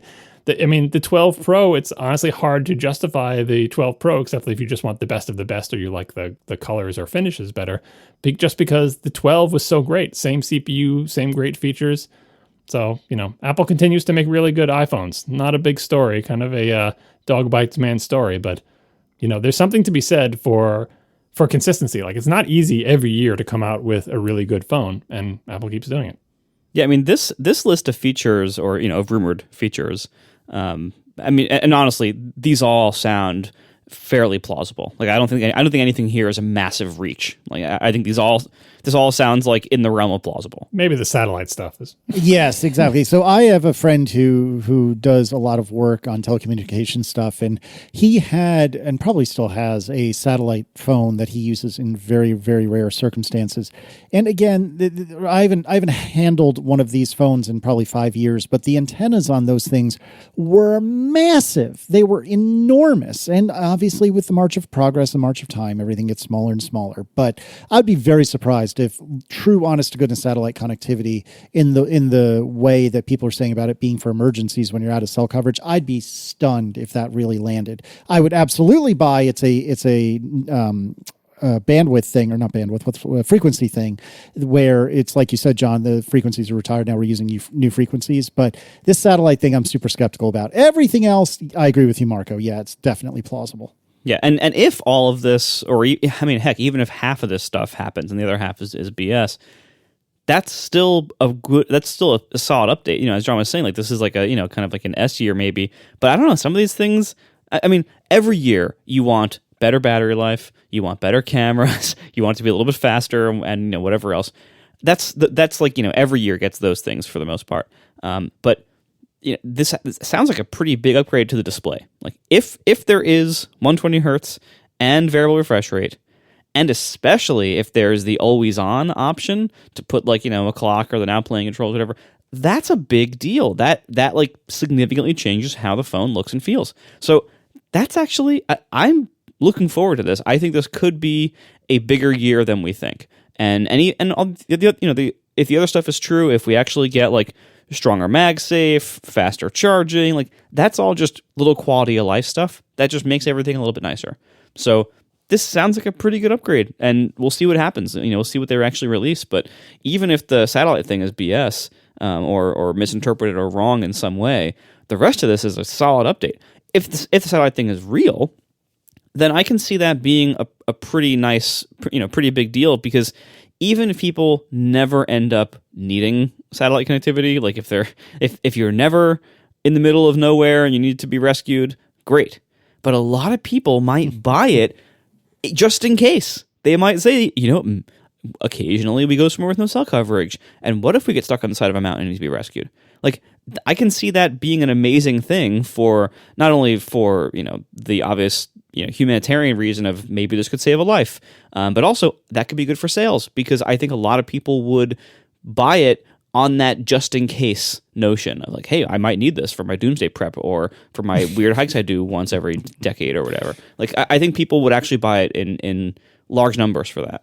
Oh, I absolutely agree with you there, because, for the longest time I was buying cellular Apple Watches, which I don't plan to do anymore, and we'll probably talk about that later. But I was doing that because when I would go for a run, on the off chance that I like slipped and broke a leg or something, right, I wanted to be able to call for help. And I was paying $15 a month, as I whined and complained about many years ago on this very program. I was paying $15 a month for that privilege of just in case. And so, yeah, it not only does it fit with what people might want to pay for and spend their money on, but in a place like California, where weather doesn't exist, particularly in LA, but to a smaller degree in the Bay Area, all those annoying people are constantly out and taking pictures of the beautiful landscape there. And it wouldn't surprise me if Apple, a very California-centric company, decides, we should do something about this when we're off the beaten path. So, yeah, I think it is. If you look at the technology not being plausible, which I do look at the technology as not being plausible, but nevertheless, I think the desire is absolutely there. Anything else on the phones? I mean, I'm almost certainly going to get one because I'm a sucker and I do whatever Apple tells me to do. But I'm looking forward to it tentatively. I would love better battery life, and I would love better glass. As I've said to you, I'm never going caseless again, but I would love to have more robust glass. This 12 Pro I have, the front has been scratched to absolute smithereens, and I somehow dropped the back on like the wood floor in my kitchen and lightly shattered the back of mine. Aaron's looks like it's been through a trash compactor. I would love to have stronger glass, even despite the fact that both of us are definitely going to rock cases this year. So better Gorilla Glass, please. Maybe orangutan glass? Is that an improvement? I don't even know. Moving on, Apple Watch 7. This sounds very interesting to me. Flat sides and flat display closer to the cover glass. I'm in. That sounds excellent. Part of that is also larger display. So the flat sides, it's obvious to say like, okay, this is a family resemblance. The phones have flat sides. The iPads got them a while ago. If you put them on the watch now, Apple's devices kind of look, hey, it's a flat-sided rounded rectangle. Must be an Apple device. And I see that angle, but I think probably the more important factor is the existing watch design, the way it curves, the Airstream trailer look, leaves less flat area for the display. Like you're wasting a lot on essentially the bezels, like the curved part. And I know there are, phones that have displays in the curved parts. I forget which manufacturer was big on that. Maybe it was Samsung. Yeah. But I've never really liked that, because that part of the display, like it curving away from you, just doesn't quite look right? So, and your other choice is to extend the display like out underneath that by moving it farther away from the surface glass, and that doesn't feel good either. So this is the solution. The solution is if you make the top flat and the sides flat, you can have a larger display in the same width and height, because the display goes closer to the edge and the top is very flat, and then you can also get the display closer to the glass that it's on, so it feels like less like it's sunken down in there. And that, I think, is the real benefit. The family resemblance is nice and makes sense, but the real benefit is you get to have a bigger display with the same size watch. That said, the sizes are supposed to be 41 millimeters and 45 millimeters. I don't know how watch sizes work, but I think the current ones are 40 and 44. Is that correct? I believe that's right. I don't know what they're measuring there. Does that mean the watch will be physically larger by a couple of millimeters, or are they talking about the display? It's confusing to me. based on the rumors are that the body will be roughly the same size, but that the screens will be getting larger because they're shrinking the bezel effectively. So that I don't know. We'll find out what happens. Frankly, this is what I'm most curious about is like, what is the new Apple Watch design? How does it look? What kind of materials are they offering? What kind of finishes and colors? Because the little basic renders that we saw from the rumor mill did not look good to me. Really? I thought they looked great. Well, that's the other thing. As a fashion accessory, the Airstream Taylor look, for take it or leave it, it is the iconic Apple Watch look, because the Apple Watch has always looked like a rounded curve. I mean, it's physically changed many times, but the overall design has been, a pillowy round thing of various thicknesses, and this is the first time it's changed. I think the pillowy round thing doesn't look great as a watch, but it's like, oh, it's an Apple Watch. The square-sided one, I think similar things. Like I don't have any particular tastes in watches, but either one of those I look at and say, yeah, they look like smartwatches because that's what they are. But they don't. Neither one of them looks any better or worse as a quote unquote watch to me, just because I see it entirely as a little computer on your wrist. And I think having a bigger screen is a feature of a little computer on your wrist, but aesthetically speaking, yeah, well, we'll see what it looks like on people's when you're wearing it. Obviously, it is flat-sided. It will be more prominent, like the curves are minimizing in some ways. But on the other hand, depending on how thin it is, it could be like more formal looking and less dorky, maybe. I don't know. It's very. I agree that the renders look a little bit like you have an iPad strapped to your wrist, which is kind of what you do. But I think I'd have to see these in person to see how they actually come off. Having straight sides does not make a watch look like a bad watch. Most watches have straight sides. Like that is by far the most common case shape. You have the case band around the outside and it's straight, and then you have some kind of, bevel up to the crystal, which is like the cover glass or sapphire on top. That's very common for watch design. That's like the most common shape. Obviously, it looks better when it's thinner. It doesn't look good if it's too thick, but like overall, that's common. The reason why the Apple Watch has been rounded like this, I think, was twofold. I think number one, that was the shape of iPhones at the time it was launched, so that was like their design language. And number two, a straight-sided watch of the thickness that most Apple Watches are it looks really chunky. It looks bad. Like you don't want a straight-sided watch to be thicker than maybe about 12 millimeters, depending on the design. Like that's about as thick as you want. And the Apple Watches, I think, are all thicker than that, or at least are in the ballpark. So if they can make it noticeably thinner and give it straight sides, it might look good. But there's also some challenges about that. Like, how will the materials wear, especially on the corner? That's really tough. On the current, slopey-sided ones, because the whole surface is curved, it hides scratches a little bit better. If the surface is flat, you see every single scratch. And if anything happens to the beveled edge, I mean, remember back with like the iPhone 5S and 5, those beveled edges got nicked up really easily. That's where you're going to see all the wear. So I'm really curious to see how this plays out in practice, both with wear and with maybe this might alter the materials choices. Like maybe we might not get certain materials or colors that we had with the outgoing design because it doesn't work or doesn't look as good with this new design. Who knows? But I'm very, very curious to see like materials, visual design, whether they're going to like polish the bezel or the bevel or not, and then what the heck they're doing with the screens. That all sounds probably good, but I think they're also going to have a hard time making the low-end models not look cheap. The flat-sided cases are easier to manufacture, and that's why almost every other smartwatch maker uses flat-sided cases. And as a result, a flat-sided, round-recked watch, from like our current brains of consumers, looks like an Android watch or something. Like it looks like something else. It doesn't look like an Apple Watch. So with Apple moving into this, they're kind of redefining what an Apple Watch looks like. I hope they can do it in a way that makes it look good. And I think they probably can. Their history with making the Apple Watch look good is pretty strong. They've had a pretty good track record there, especially with the use of good materials and everything. So I hope they continue that. But I am really, I'm kind of nervous for them on this because it looks like they're tackling a pretty significant challenge in making a new design language for the Apple Watch that both looks good and wears well and looks like Apple as opposed to some other cheap thing.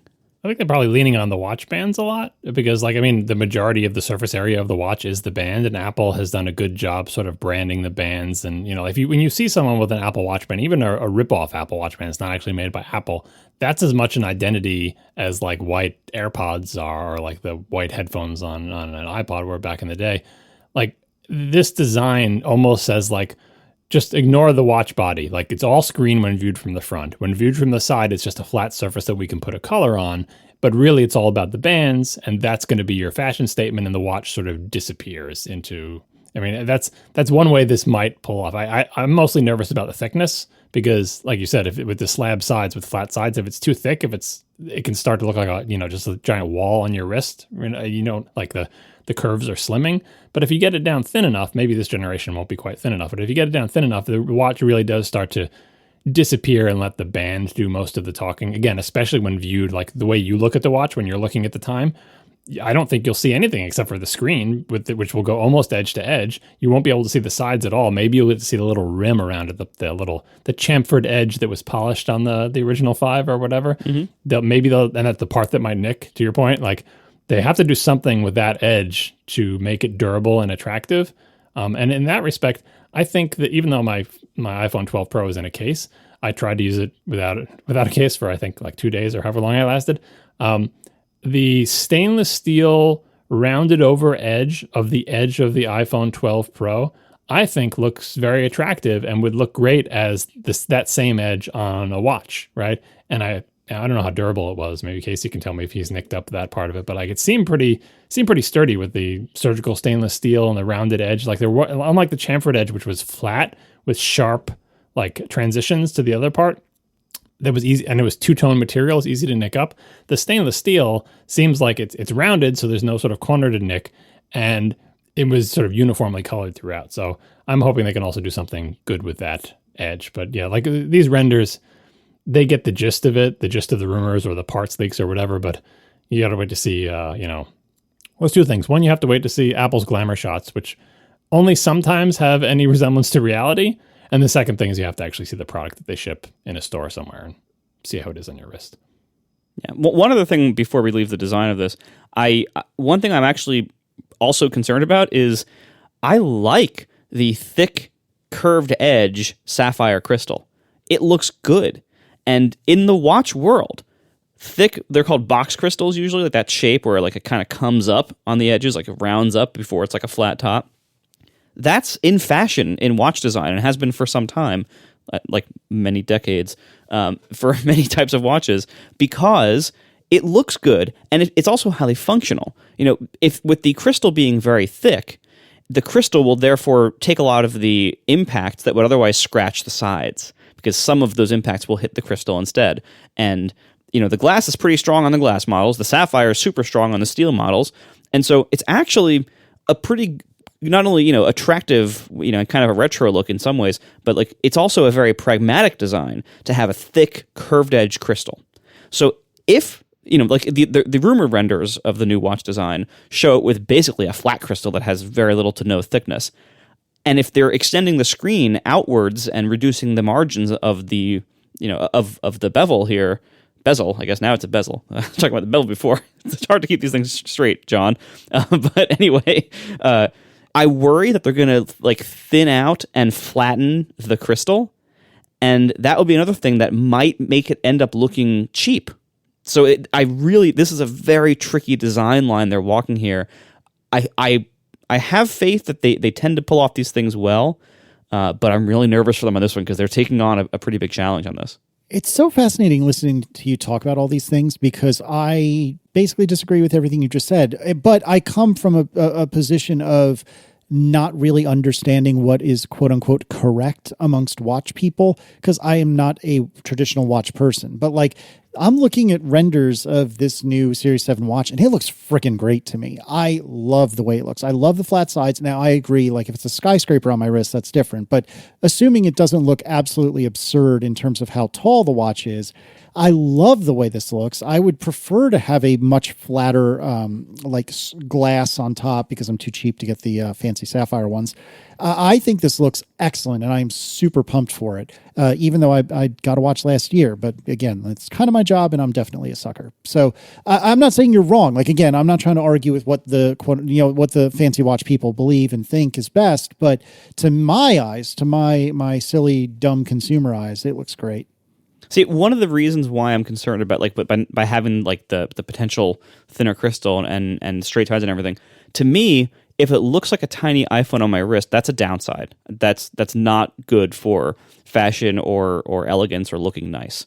It shouldn't look like a tiny iPhone. It should look like a nice smartwatch. It's never going to look like a nice watch, period, because it can't. But it should look like a nice smartwatch. And the Apple Watch, not every model of Apple Watch has always looked like that, but every generation of Apple Watch has offered configurations that look nice.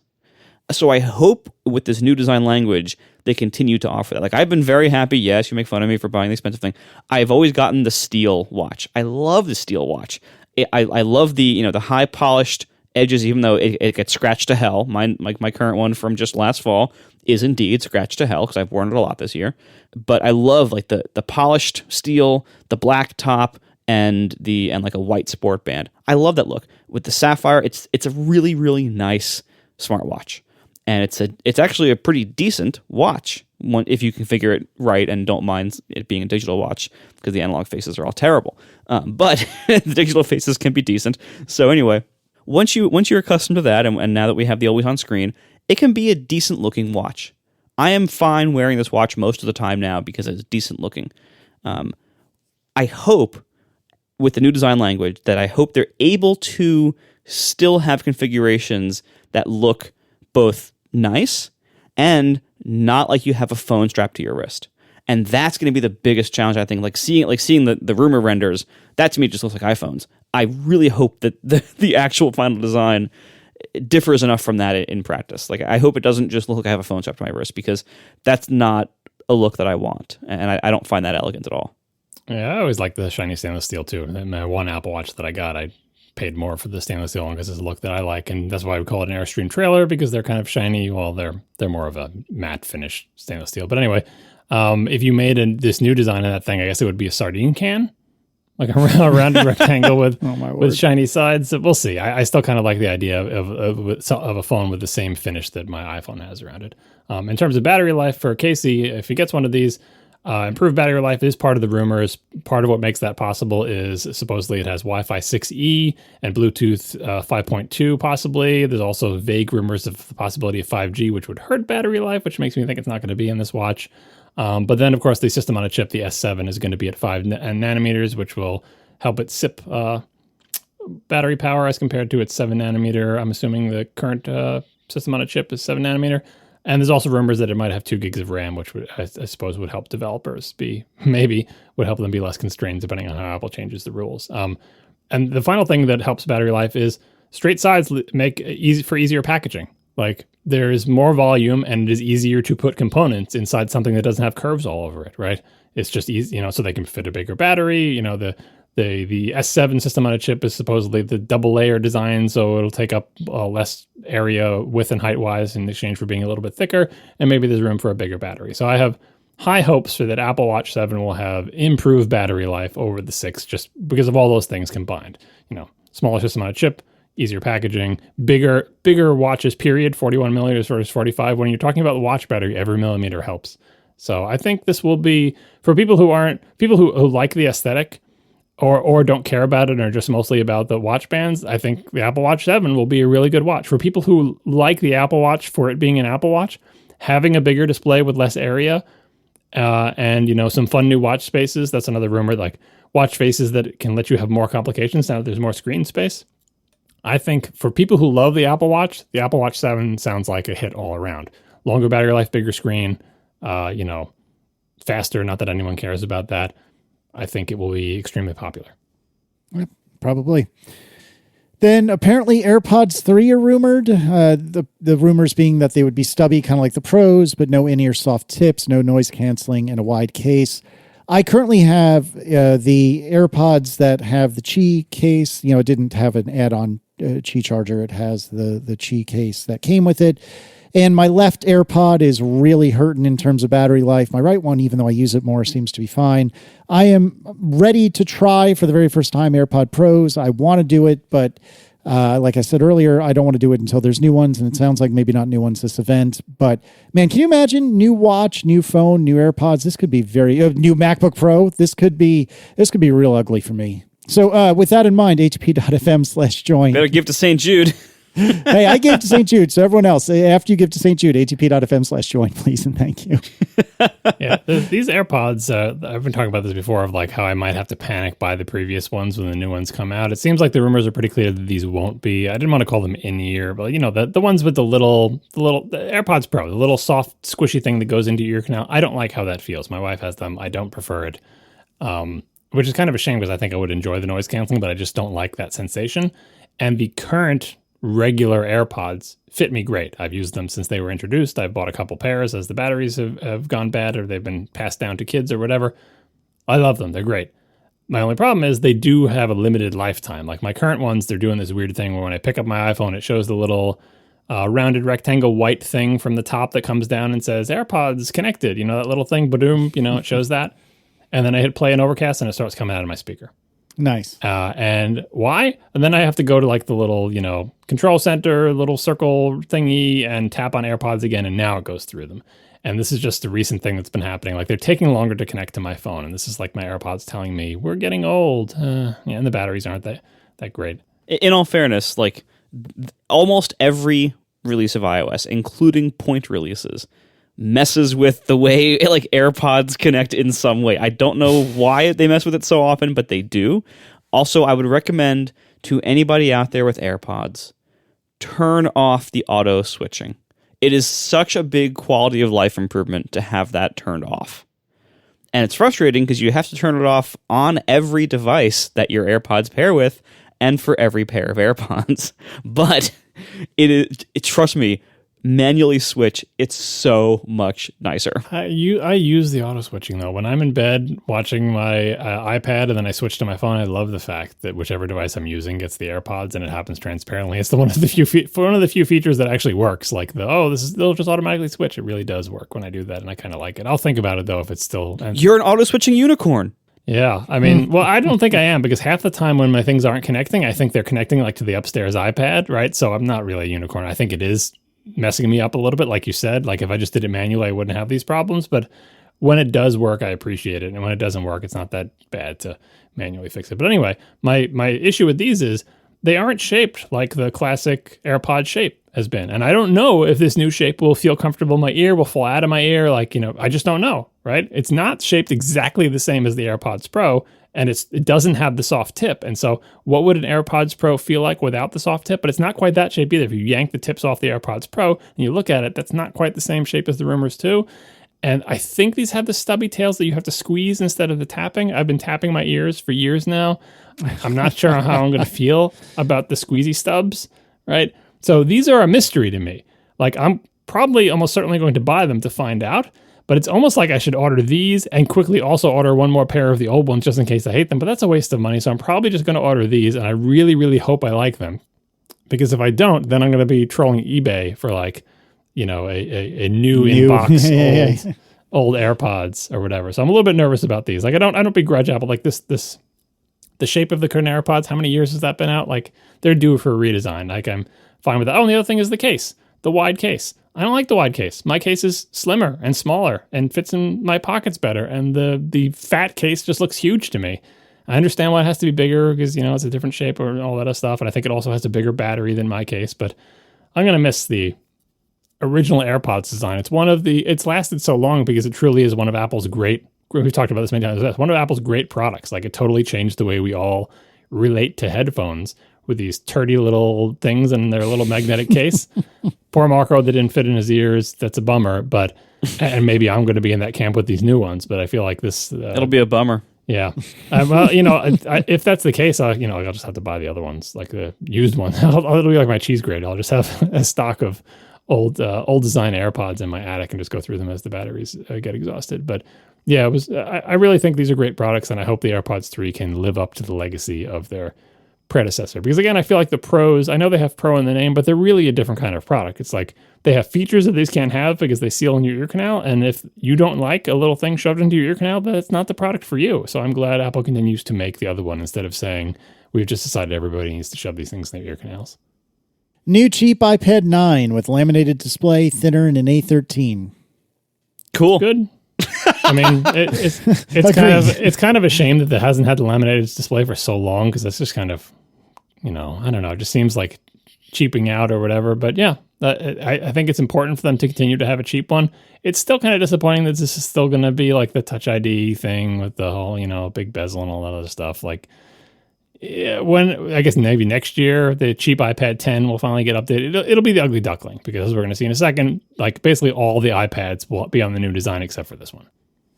Yeah, but at the same time, like they update this iPad pretty much on schedule every year now, and they sell an absolute ton of them, and we never have to know about them. We never talk about them like. And they're good products. Like an A13 is a good iPad, right? You can do all the things on it. I would say they're fine. They're fine products. They're not great, but it's like if you need an iPad and your needs aren't that high and price is very important, yeah, just get it. It's fine. Yeah, and it'll run all the things. Like an A13, you'll be able. It's not like, I can't play games on this because it's only an A13. A13 is fine. You'll be able to play the games, right? And the screen is fine. And like Touch ID versus Face ID is not a big deal for an iPad. Like it, with the exception of having to use the crappy old Apple Pencil, but at least it does support that. And again, if you want the pencil, maybe this isn't the product for you. But yeah, I think it's a good product, and I think it's important for them to keep having this cheap one. It'll just be nicer maybe next year when there's uniformity across the line. And finally, iPad Mini 6 with the iPad Air design, of flat sides, Touch ID power button, magnetic Apple Pencil, etc. A14 or A15. As a former Apple iPad Mini apologist, this makes me happy that they're still making them from time to time, and I hope they continue to, but I don't know, it's not something that I personally care about anymore. It's something that my kid cares very much about. Yeah, it's nice that it's getting the update. Like the iPad Air design is so weird. Like remember when they came out, it's like, it's going to have Touch ID, but it's in the new design. Oh, they put Touch ID in the power button. And it's like, yeah, I guess. I mean, it's working out. And you get the new pencil with it. And, especially if this comes with an A15, which is, again, is the new chip that's going to be in the iPhones. That would be amazing. It's kind of like getting the iPhone mini with the same system on a chip as the iPhone 12 Pro, right? Like it's a little one, but it's, you don't compromise on the computing power. You get the same A15. That's just one of the rumors. It's probably going to be an A14 since it's the mini. But yeah, it's nice to see the mini getting updated because I think they need to have, just like they need to have the cheap one, they also kind of need to have a slightly smaller one because sometimes that's what people want. So obviously it doesn't get updated that frequently. And it's long overdue, but yeah, update it. And if you're going to update it, having basically the iPad Air design is a great compromise in terms of family resemblance, features, and price. Also, I would love for it to be USB-C, which the iPad Air is. And so, if the iPad Mini adopts the iPad Air design in every other way, I would expect it would probably be USB-C as well. And that would just be nice from like a family charging perspective, just to have more things on USB-C. That's always a welcome change for us. Yeah, that leaves the poor iPad 9, the cheap iPad, as the last iPad with Lightning on it. It's kind of sad. Just to be clear, new iPhone still Lightning? Yeah, I think so. I would love to have it go USB-C, but I don't see it happening anytime soon, if ever. No, it's not the type of thing they're going to do in like an S generation of like it's the same case. You know what I mean? But yeah, fair enough. All right, and then AR goggles, right? Okay, good. I didn't think so either. People were getting hung up. We didn't talk about the invitation, but it was California Streaming, which is a play on California Dreaming, the song from the 60s. It's a reference, John.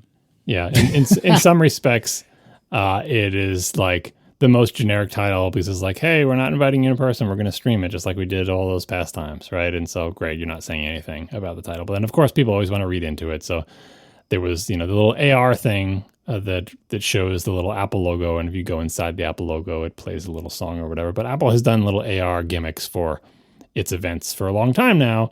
Doesn't necessarily mean this is going to be the AR goggles one, but still people want to hang on to it. They say, yeah, but this AR gimmick for their event is cooler than the past ones, which I agree. It is cooler, but I don't know. Like everything we just read out, that's a full event. There's no reason you need anything more than that in an event. This is the iPhone event. The iPhone is Apple's biggest product, and there's a bunch of other cool stuff in this as well. The Apple Watch getting its first complete redesign in a totally new form factor, new AirPods that haven't been, regular AirPods that haven't been updated in forever, and some iPad stuff. You don't need anything else in this event. And I don't think that Apple would want to distract from the new iPhone by talking about AR goggles, like assuming the product was even ready. And to be clear, what we're talking about here is a big, ugly thing that you strap to the front of your face. We're not talking about like, Superman-style glasses that just magically show you. Like, no, we're talking about actual goggles that like a gamer would wear, right? It's the type of product that really needs dedicated explanation to explain to somebody why they would want to strap this plastic thing to the front of their face. I don't know what Apple's pitch is going to be for that product, but the rumor is that they have multiple things in flight, and one of them is in fact a thing that looks kind of like an Oculus Quest or whatever. Like, I don't know if you've ever seen one of these things, but like a big plastic thing that you strap to your face. It does not look like a pair of glasses. It does not even look like a pair of ski goggles. It looks like an existing VR thing, but apparently it's AR work and has cameras where you can see what's in front of you. Anyway, that's the rumor, and the other rumor is an actual thing that looks like glasses that is farther off into the distance. Either one of those things seems like it would need a new event, or at the very least, it would need an event that does not include a bunch of iPad crap, AirPods, and all the other stuff. So I think this is not the event for AR goggles. Or if it is, it's going to be like a 3-hour event, and the messaging is going to be very muddled. Based on like Apple's recent history, see the Casey's topic from a show or two ago, maybe our assumptions about how good Apple is at forming a coherent message about its product, maybe we should modify our assumption that Apple would never do something so muddled.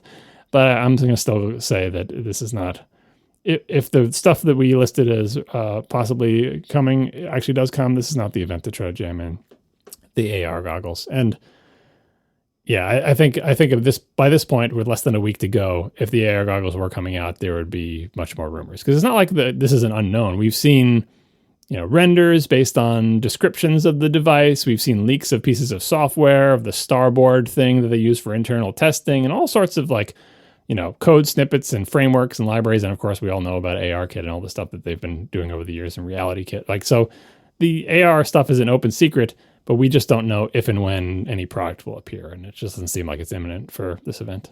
Yeah, I think it would be, first of all, again, you're right that I think the rumor mill would be much stronger, pinpointing it to this time.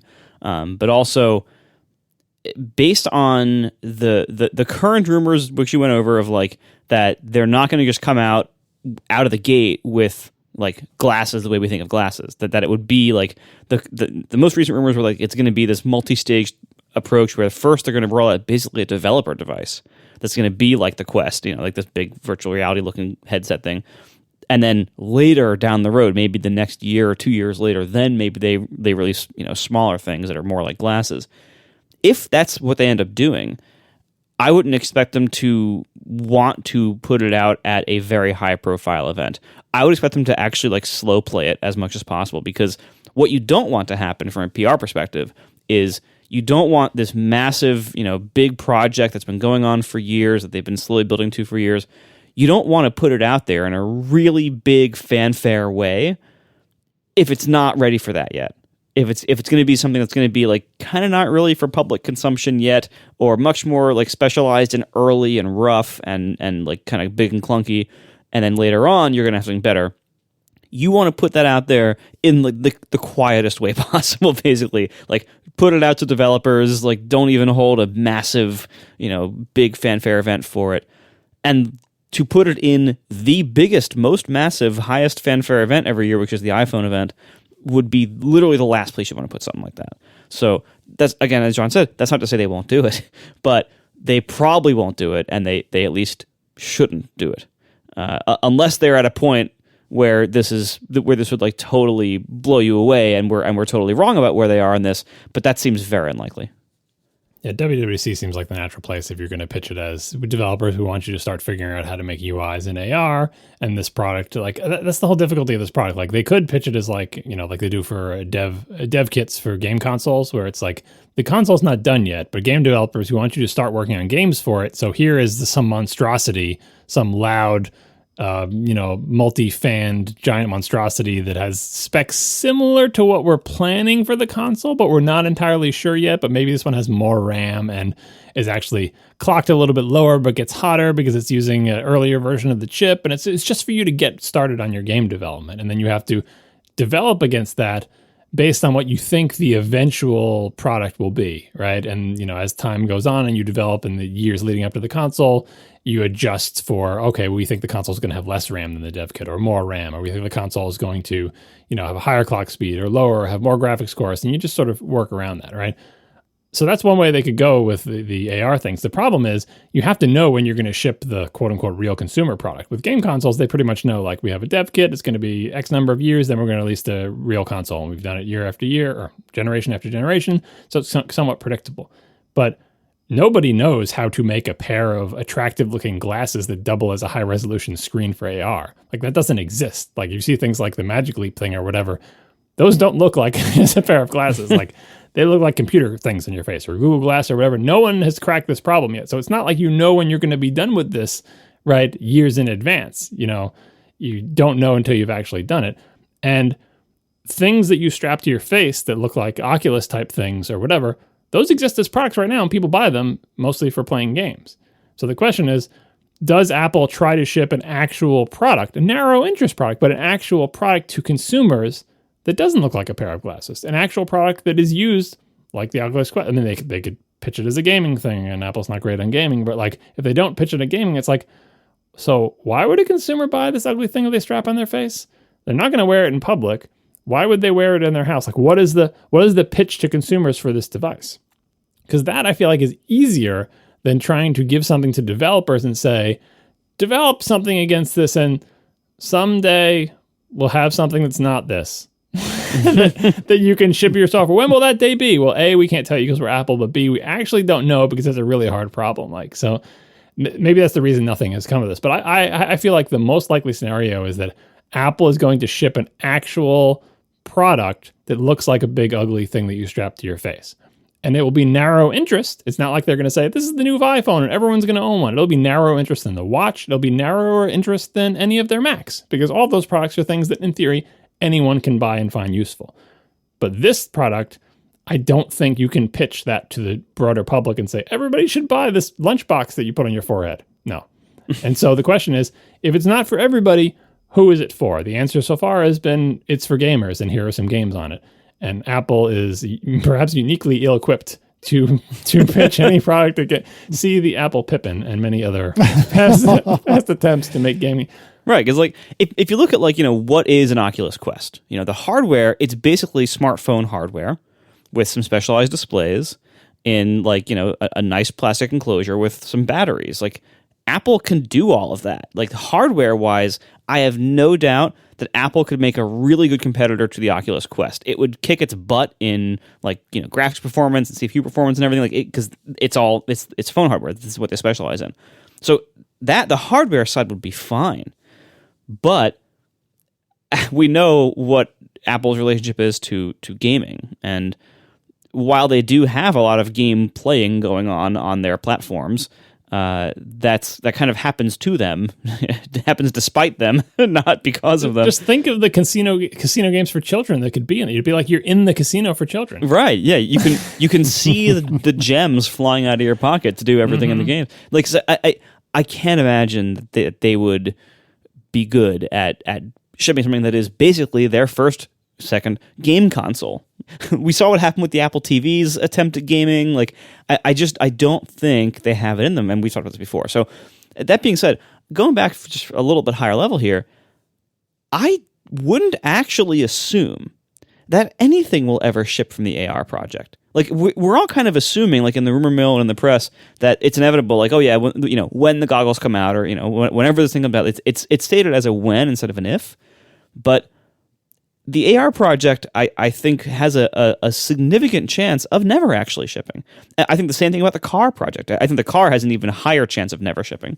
I think a much higher chance. I would say I'd be shocked if the car project ever produces anything to the market. Yeah, the reason the AR thing has a higher chance is like ARKit exists, RealityKit exists. They've iterated on these frameworks, these necessary frameworks for AR for years and years, and they have us all holding our iPads in front of tables and stuff, and it's like, see, isn't this stuff great? It's like, yeah, but we all know, like, it's great that they're working on the technology, but like they're shipping it, right? So it would seem really weird to work for literal years on AR, VR, tech, framework, software applications, and never ship hardware that does it justice. And the rumors are that they do have a product-ish looking Oculus Quest kind of thing. You're right, they could still choose not to ship it, but like unlike the car where they've shipped nothing, right? I mean, CarPlay doesn't count. Like there's nothing that related to the car that is shipped. Like it's not like, hey, self-driving for your iPhone and point it out the window of your car and it will say where it would steer if it was controlling the car. No, that doesn't exist, but we have that for AR. So. It seems like the car project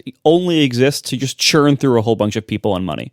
Yeah, well, I mean, obviously someone somewhere thinks that they're on some track to something. I think we saw recently a suggestion that there's a lot of things like, oh, don't you realize AR and the car project are combined because there's obvious synergies with in terms of heads-up displays and stuff in the car. But as far as I know, the AR project and the car project are not like working together on anything, which, it would make sense if they were, but I have not heard any confirmation of that. Like when Steve famously came back to the company and he cut all like the advanced research projects that were like just burning money. If that happened today, AR and the car would be the first things to get cut. Yep. Well, I mean, AR might be, one of those would probably end up being the iMac, where he comes back to the company and realizes there's this industrial design group that everyone's ignoring that's actually doing some cool stuff. I'm just not sure which one of it, whether it would be he would come back to the company and say, oh, actually, I'm going to cut a bunch of stuff, but these people working on the car are doing great work. Or these people working on AR are doing great work, and that's the future. But yeah, the idea of them both continuing to exist and not ship anything for many years under a belt-tightening regime. But that's a different Apple. Like that was an Apple that was going bankrupt in 90 days and needed to cut to save money. Current Apple does not need to cut programs to save money, to say the least. I mean, hell, the car thing has probably gone through like 3 lifetimes worth of company money, right? Where I can't even keep track of what iteration they're on. The head of the project just got poached by Ford, and apparently he was like, everybody liked him and he was doing a good job. So that's not good. So are we on the 5th iteration now? I don't know. Anyway, no car at this event. Bold prediction. Wow. Yeah, bold prediction. No car ever, and maybe no AR goggles ever. Yeah, I'm pretty close to your opinion on that, Marco. I feel like they have to eventually ship what they've got for the AR thing. It's just a question of how to position it. And, the reason we keep talking about like, oh, why are you worried about Apple and gaming? The phones are great with games, again, despite Apple, if not because of it. The problem is that like Apple TV, iPad, iPhone, the way you make a game for those platforms is not that different. The way you make a game for AR, VR is totally different and mostly doesn't make sense on the other platforms. That's right. true. You could say, oh, well, I don't touch my TV. Does that not make sense? There's whole classes of games where you play them on the phone and yeah, you're using your fingers to touch a screen, but actually it would be better with a controller. But AR, VR, like the rules are entirely different. Like the controls, you're looking around with your head in a virtual space, and you can't map that onto a controller very easily unless you really narrow the genre. Like you could play maybe Half-Life Alyx with a regular controller, but lots of other VR experiences, like even things like Beat Saber or whatever, if you narrowed that to not be a VR type game, it would still work, but it would be like a really boring version of Guitar Hero versus what it really is when you actually play Beat Saber is it feels very different than Guitar Hero because things are actually coming at you and you're moving your arms, all right? I mean, I'm pretty sure I could play Beat Saber with the Sega Activator. Or the fishing rod, right? No, it's the octagon you put on the floor and you punch through it. Yeah, but the game becomes boring at that point. Like because in terms of a rhythm game, it doesn't have the complexity of like even Guitar Hero with different frets and strings or whatever. The complexity comes from the fact that you're there in 3D space and you're moving your actual arms to hit the thingies. That is what makes that game. Take that away, and it's the world's most boring rhythm game. So, developing for AR would have to be the same things for the Quest or whatever. You have to cultivate the development of games that take advantage of your hardware. It is not a success to say, look, it's cut the rope in VR. Nope, nobody cares. Like it's just, you cannot keep selling threes to people. Like it's just, you have to you have to actually make games. It's like saying, oh, Nintendo 64, and here's Super Mario Brothers on it in 2D. No, you need Mario 64. You need something that demonstrates, why do I care about this new hardware? And even just in the realm of gaming, that is desperately needed. And I'm hard-pressed to think of an application other than gaming for Apple to pitch a product like the Quest. Unless you pitch it at businesses or something, but Apple doesn't care about that, right? Yeah, and they wouldn't be good at it. That's a Microsoft thing. Let them do their HoloLens. And I don't think HoloLens has been too successful in that realm either. Right. Maybe like the creative fields, but it just seems like gaming is the only possible application of that, because you're not going to wear that out of the house, right? It's not like, oh, I'll be able to see directions when I walk through the city with a lunchbox in my face. Nope, not going to happen, right? So, well, and even gaming, I think what we've seen from VR so far is that it's kind of like the Wii. You get some fun novelty time with it, but I don't think we're seeing a lot of lasting, like, must-have games yet. And it's not like VR is super new. It's like we've had decent widespread VR hardware now for a number of years, and we still are not getting a ton of like must-have VR games. And it's possible maybe the appeal of it is just not as wide of an appeal as we originally thought. Don't you think we haven't gotten over the threshold of minimum viability though? Because like no, I think the Quest and the Quest 2 are that, because those are the first ones that didn't require a cable running out of your head to some PC somewhere or a PlayStation or something. Like that is what, like, the Quest series made VR easy and palatable to consumers.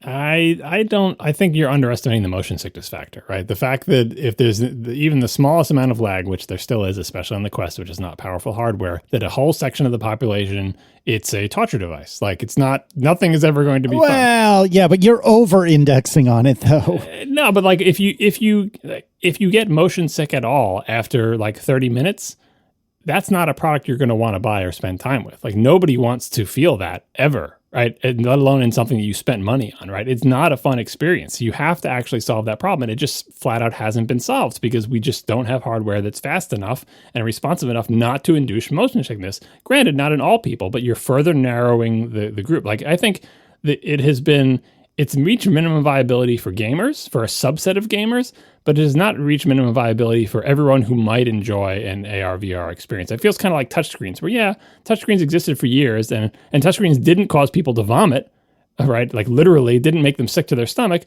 but they just weren't pleasing to use. And the threshold, we didn't know it, but the threshold was essentially the iPhone. And before the iPhone, if you said, are touchscreens so bad that they make people sick to their stomach? No. Are they, do you not like using touchscreen ATMs? Like, it's fine, like whatever. But we didn't until we saw now we passed the threshold. Like I think it'll only be obvious when we get there. And I feel like VR, if you have to make excuses or caveats, or some people just plain can't do it because they get sick to their stomach, which I think is an incredibly debilitating, again, an unpleasing touchscreen is much less offensive for someone to use than use this thing and you're going to feel like you want to puke in 30 minutes. Right. That is a barrier that has to be overcome. And we more or less know what's needed to overcome it. It's just that it's too expensive and hasn't really been solved for the general case. So I think the Quest 2 solves the problem of like, oh, I don't want to set up all this crap in my house and it's too annoying, but at the cost of low resolution and lag, which causes motion sickness in a fairly large subset of the population. And also you have a lunchbox on your face. So I'm looking forward to the day when the only excuses for not using VR are lunchbox on your face and too expensive, right? But there are many more excuses that it's lunchbox on your face, too expensive, wires if it doesn't have lag, and makes me want to puke. Yeah. Anyway, going back to AR for a moment, I don't think Apple has to ship something to pay off all the investment they've put into it. I don't think all the investment they put into it necessarily suggests they will ever ship something. All of the effort they put into it and the hardware and the software and everything, I think they have found ways to make that improve their other products. So like in the case of AR, you have sensors, things like obviously cameras need to be very good. You have things like LiDAR being involved potentially, distance measuring and stuff like that. Well, they put all that in the iPhone and the iPad, and that has improved those products. And those products have AR features. I think the adoption of those features justifies their inclusion in those products, but it does not justify an entire separate product line focused entirely on AR. Because what we've seen from those features so far, and yeah, it's a bit of a chicken and egg problem in the sense that, yes, I know the AR features would be more compelling on glasses than they are on a phone or an iPad, but what we've seen from these features so far, as they've been on the iPhone and iPad for quite some time now, is that they enable some pretty cool use cases or some additional side features like assisting the camera in autofocus or something like that. But they're not like taking over the world. We're not seeing like massive must-have things that, wow, this thing I can do in AR on my phone is amazing. If only I could have the glasses strapped to my face to do this full-time in the world. Like, we're not seeing that kind of thing come out of it. So if the AR project, in all of its different forms, only ever results in things that make iPhones and iPads better, that's not necessarily a bad thing. Like, I wouldn't consider that a failure at all. I consider that just, well, we did all the R&D, we developed all this stuff. This is where it was most useful in our other products, not as a standalone thing. I mean, that makes it hurt less, but like, I think everyone agrees that if you could get something that looked like a pair of regular reading glasses that could put a name over everyone's head so you didn't forget their names, that product sells 1 billion copies, right? So I know that's distant future, but like, it's an infinite timeline argument here. Like, yeah, the Lunchbox may never ship because they could just never find a use case for it other than gaming. But all this AR tech that, yes, it is helping in their existing products or whatever, and it makes it hurt less that you're not shipping the AR thing. And I think actually, I've said on the past shows, it's super important that they're actually shipping AR kit and all this VR stuff and refining it and making it better, because that is progress that's going to help when you do finally get the glasses. But eventually, technology, sometime probably in our lifetime, technology comes where you can get a pair of glasses that has a screen in them, and just the name over people's heads feature alone, plus walking directions in a city, that thing sells as much as the Apple Watch easy, right? Yep, because then you've cracked it. We just don't know when that time is, and that time definitely doesn't seem like September 14th. Yeah, I think your point, Marco, about all of this kind of offshooting of the technology is valid and important, like getting LiDAR, which is ostensibly or presumably from an AR thing, but having it actually show up in iPads and then iPhones. But I still think that having the driving force be, and we're all three of us making huge assumptions here, but having the driving force being an AR headset, I still think that's important. It's not that they're looking at existing technology or even inventing new technology and saying, oh, you know what, we could try that on, we could try that on an AR thing. It really feels to me, knowing Apple the way I do, that this is trickle down from AR to their current stuff. And it really feels like they are still trying to make AR stick, and they're still throwing things against the wall. And they're not going to sleep on the stuff that they've come up with. They're not going to sleep on LiDAR, and they're not going to sleep on any of these other technologies.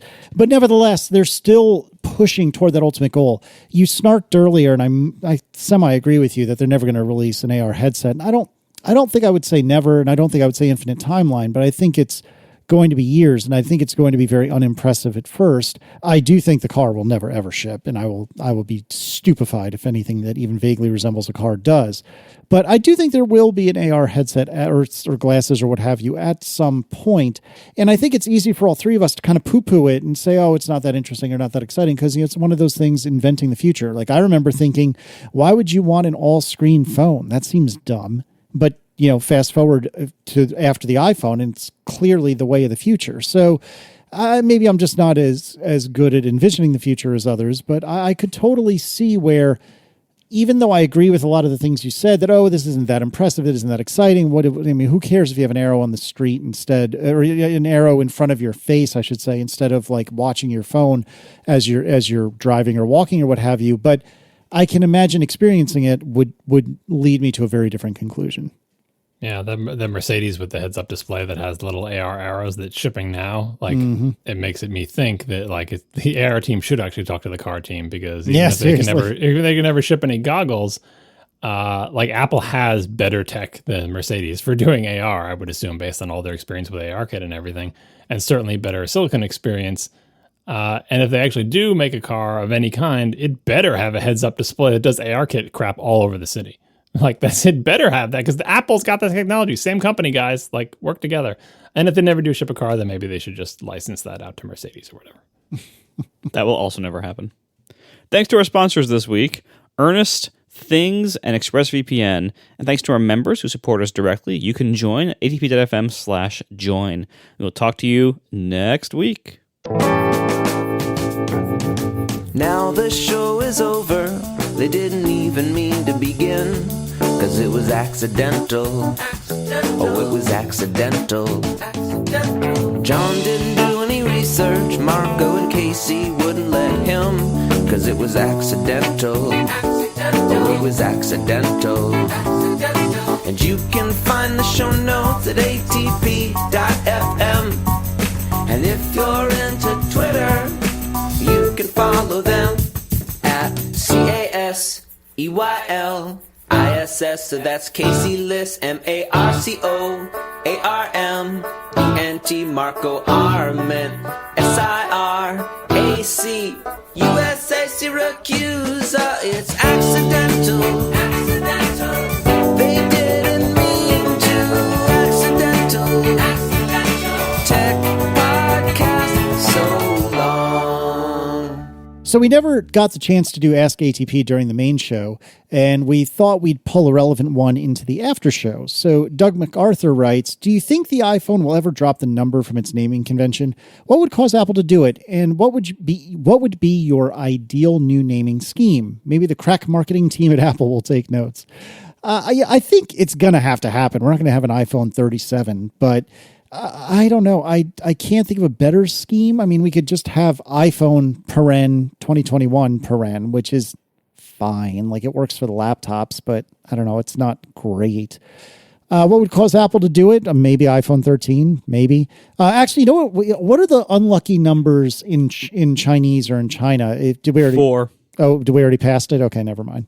Yeah. Apple doesn't care about superstitions, so they're not afraid of 13. Well, yes, but they care a lot about China. Didn't they launch the iPhone? Was the iPhone 4 in China? I mean, certainly China wouldn't have been as important of a market back then as it is now. That's also true, yeah. Yeah.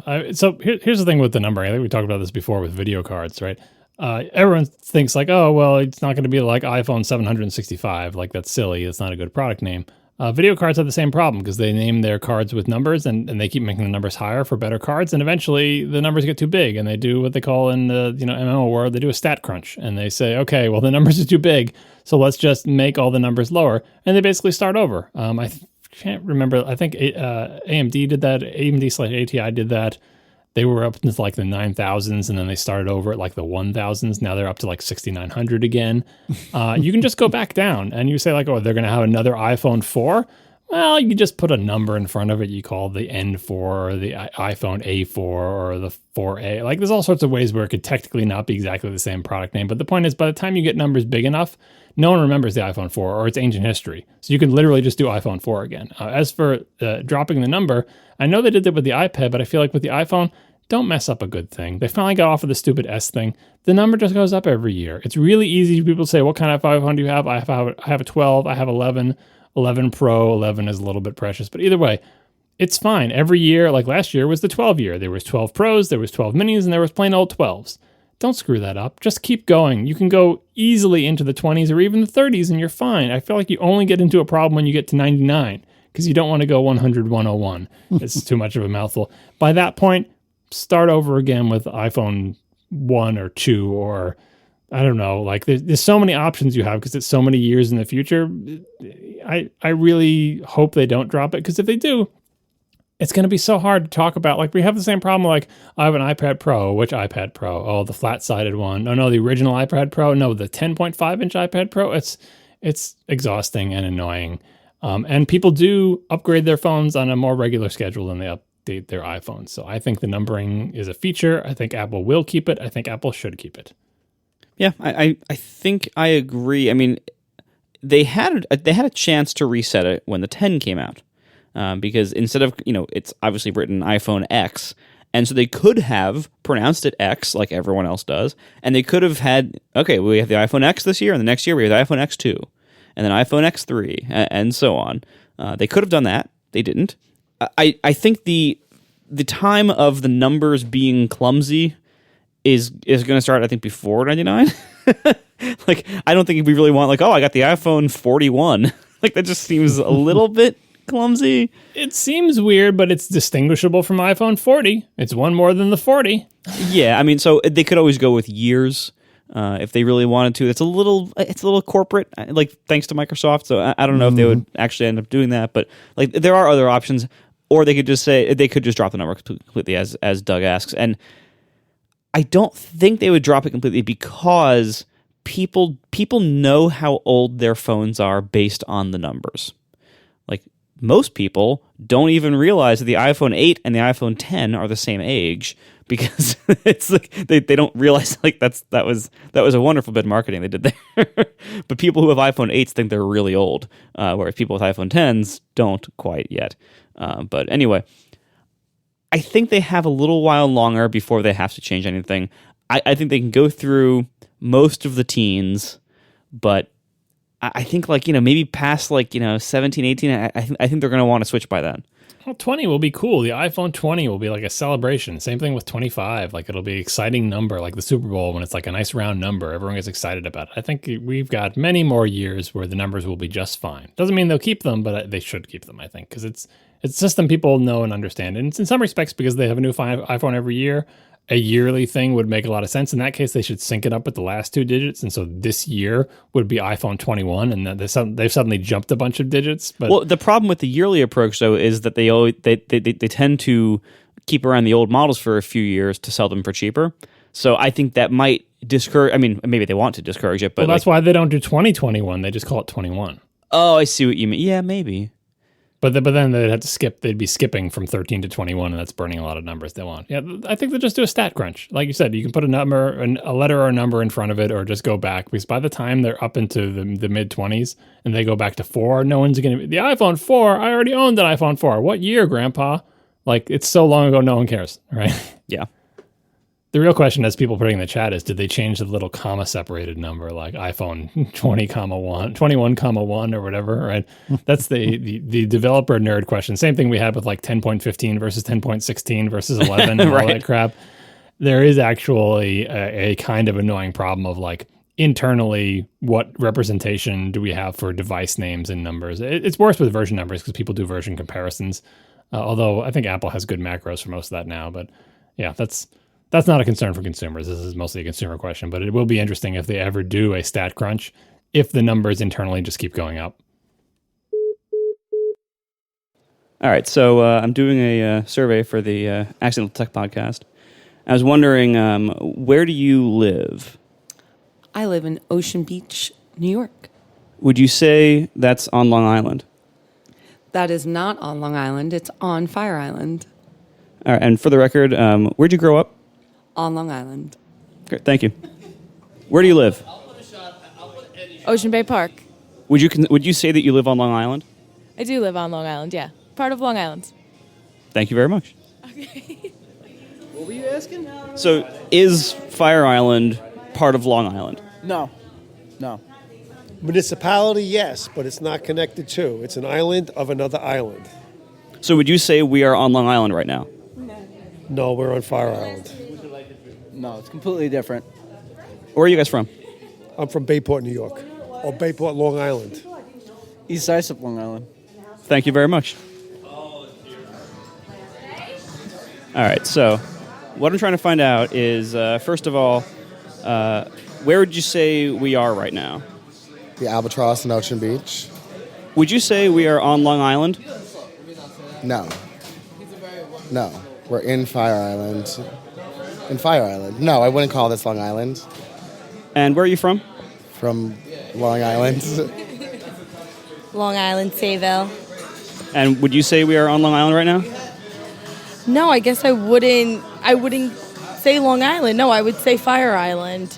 And then if someone who didn't know the area was like, well, where is Fire Island? I'd be like, it's off of Long Island. Like, I think that's how I would word it. So it's not on Long Island? No, it's not on Long Island. Would you consider it part of Long Island? No, I like to think that I'm better than everybody on Long Island, so no. I try to remove myself as much as I can. Thank you very much. Are we going to be on I thought it was a debate about podcasts. I was like, let's go. Be on the podcast. Word, what's your podcast?